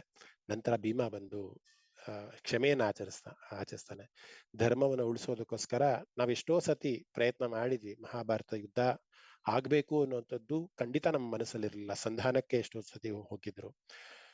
ಏನೇ ಶಿಕ್ಷೆಗಳನ್ನ ಕೊಟ್ಟರು ಕೂಡ ನಮ್ಗೆ ಏನೂ ಬೇಡ, ಇಷ್ಟು ಹಳ್ಳಿಗಳನ್ನ ಕೊಡಿ ಸಾಕು ಅಂತನೂ ಕೂಡ ಕೃಷ್ಣ ಹೋಗಿ ಕೇಳ್ಕೊಂಡು ಎಲ್ಲಾ ರೀತಿಯ ಒಂದು ಪ್ರಯತ್ನ ಆಗಿದ್ರೂ ಕೂಡ ತಾವೇ ತನ್ನ ಸ್ವಂತ ಅಹಂಕಾರದಿಂದ ಈ ಒಂದು ಪರಿಸ್ಥಿತಿಗೆ ಇವತ್ತು ಕಾರಣ ಆಗಿದೆ ಅನ್ನೋದನ್ನ ನಿವೇದನೆ ಮಾಡ್ಕೊಂತಾನೆ ಭೀಮ. ನಂತರದಲ್ಲಿ ಬಹಳ ಅಳುವಿನ ಒಂದು ಸನ್ನಿವೇಶದಲ್ಲಿ ಅವ್ರನ್ನ ಬರಮಾಡ್ಕೊಂತಾರೆ. ನಂತರದಲ್ಲಿ ಮುಂದೆ ಗಾಂಧಾರಿ ಕೃಷ್ಣನಿಗೆ ಶಾಪವನ್ನ ಕೊಡುವಂತಹ ಒಂದು ಪ್ರಸಂಗನೂ ಕೂಡ ಬರುತ್ತೆ. ಇನ್ನೊಂದು ನಾಮದಲ್ಲಿ ಅದನ್ನ ಬೇಕಾದ್ರೆ ವಿವರವಾಗಿ ಎಕ್ಸ್ಪ್ಲೇನ್ ಮಾಡುವಂತಹ ಒಂದು ಕೆಲಸ ಮಾಡ್ತೀನಿ. ಅದಕ್ಕೋಸ್ಕರ ಅವರ ವಂಶ ಏನಿದೆ, ಕೃಷ್ಣನ ವಂಶ ಹೇಗೆ ನಶಿಸಿ ಹೋಯಿತು, ಅದು ಗಾಂಧಾರಿಯ ಶಾಪ ಆಗಿರೋದಕ್ಕೋಸ್ಕರ ಆ ರೀತಿ ನಶಿಸಿ ಹೋಗುತ್ತೆ. ಸೊ ಇಲ್ಲಿ ವಿಜಯ ಅನ್ನುವಂಥ ನಾಮ ಯಾಕೆ ಇದನ್ನ ಹೇಳ್ತಿದ್ದಾರೆ, ಧರ್ಮಕ್ಕೆ ಸದಾ ವಿಜಯ ಇದಿರುತ್ತೆ ಅಂತ. ಅದು ಬರೀ ಮಹಾಭಾರತ ಅಂತಾನೆ ಅಲ್ಲ. ನೀವು ಯಾವುದೇ ಒಂದು ಕಾರ್ಯವನ್ನು ಮಾಡಿ ಧರ್ಮದಿಂದ ಅಥವಾ ಧರ್ಮಯುತವಾಗಿ ಯಾವುದೇ ಒಂದು ಕೆಲಸವನ್ನು ಮಾಡಿದ್ರು ಕೂಡ ಆ ಒಂದು ಕೆಲಸಕ್ಕೆ ಜಯ ಅನ್ನೋದು ಸಿಕ್ಕೇ ಸಿಗುತ್ತೆ. ಯಾಕೆಂದ್ರೆ ಅವನ ಹೆಸರೇ ವಿಜಯ ಅಂತ. ಅವನ ಒಂದು ಉಪಸ್ಥಿತಿ ಎಲ್ಲೆಲ್ಲಿದೆ ಅಲ್ಲಿ ಅವನ ಒಂದು ಜ್ಞಾನ, ವೈರಾಗ್ಯ, ಆ ಐಶ್ವರ್ಯ, ಆ ಪ್ರಭೆ, ಆ ಒಂದು ಪಾಸಿಟಿವ್ ವೈಬ್ಸ್ ಅಂತ ನಾವೇನ್ ಕರಿತೀವಲ್ಲ, ಅದೆಲ್ಲವೂ ಕೂಡ ಅವನಿದ್ದು ನಮ್ಮನ್ನ ಸಲಹುತ್ತಾ ಇರ್ತಾನೆ, ನೋಡ್ತಾ ಇರ್ತಾನೆ. ವಿವಿಧಂ ವಿಶೇಷಣ ವಾ ಜಯತಿ ಇತಿ ವಿಜಯ ಅಂತನೂ ಕೂಡ ಶಂಕರರು ಒಂದು ಕಮೆಂಟ್ರಿನಲ್ಲಿ ಹೇಳ್ತಾರೆ. ವಿಧ ವಿಧವಾಗಿ ವಿಶ್ಲೇಷಣೆ ಮಾಡುವಂಥದ್ದು. ಅಂದ್ರೆ ಧರ್ಮ ಎಲ್ಲಿದೆ ಆ ಧರ್ಮಕ್ಕೆ ಸೂಟ್ ಆಗುವಂತಹ ಪರಿಸ್ಥಿತಿಗಳನ್ನ ಅವನೇ ಸೃಷ್ಟಿ ಮಾಡ್ತಾನೆ ಅನ್ನುವಂಥದ್ದು. ನಾವು ಎಷ್ಟೋ ನನ್ನ ಲೈಫಲ್ಲೇ ಎಷ್ಟೋ ನಡೆದಿದೆ. ನಾನು ಅದಕ್ಕೆ ಪೂರಕ ಮಾಡ್ಕೊಬೇಕಂದ್ರೆ ಎಷ್ಟೋ ಸನ್ನಿವೇಶಗಳು ನಮಗೆ ಪೂರಕವಾಗಿಲ್ಲ ಅಂತ ಅನ್ನುವಂಥ ಸಂದರ್ಭದಲ್ಲೂ ಕೂಡ ದೇವರು ನಮ್ಮನ್ನ ಕೈ ಹಿಡಿದು ಕಾಪಾಡುವಂತಹ ಒಂದು ಸನ್ನಿವೇಶಗಳು ಸುಮಾರಷ್ಟು ನಿಮ್ಮ ಜೀವನಗಳು ನನ್ನ ಜೀವನದಲ್ಲೂ ಕೂಡ ನಡೆದಿದೆ. ಅದಕ್ಕೆ ಕಾರಣ ಎಷ್ಟು, ನಾವು ಧರ್ಮದ ರೀತಿಯಲ್ಲಿ ನಡೀತಾ ಇದ್ದೀವಿ.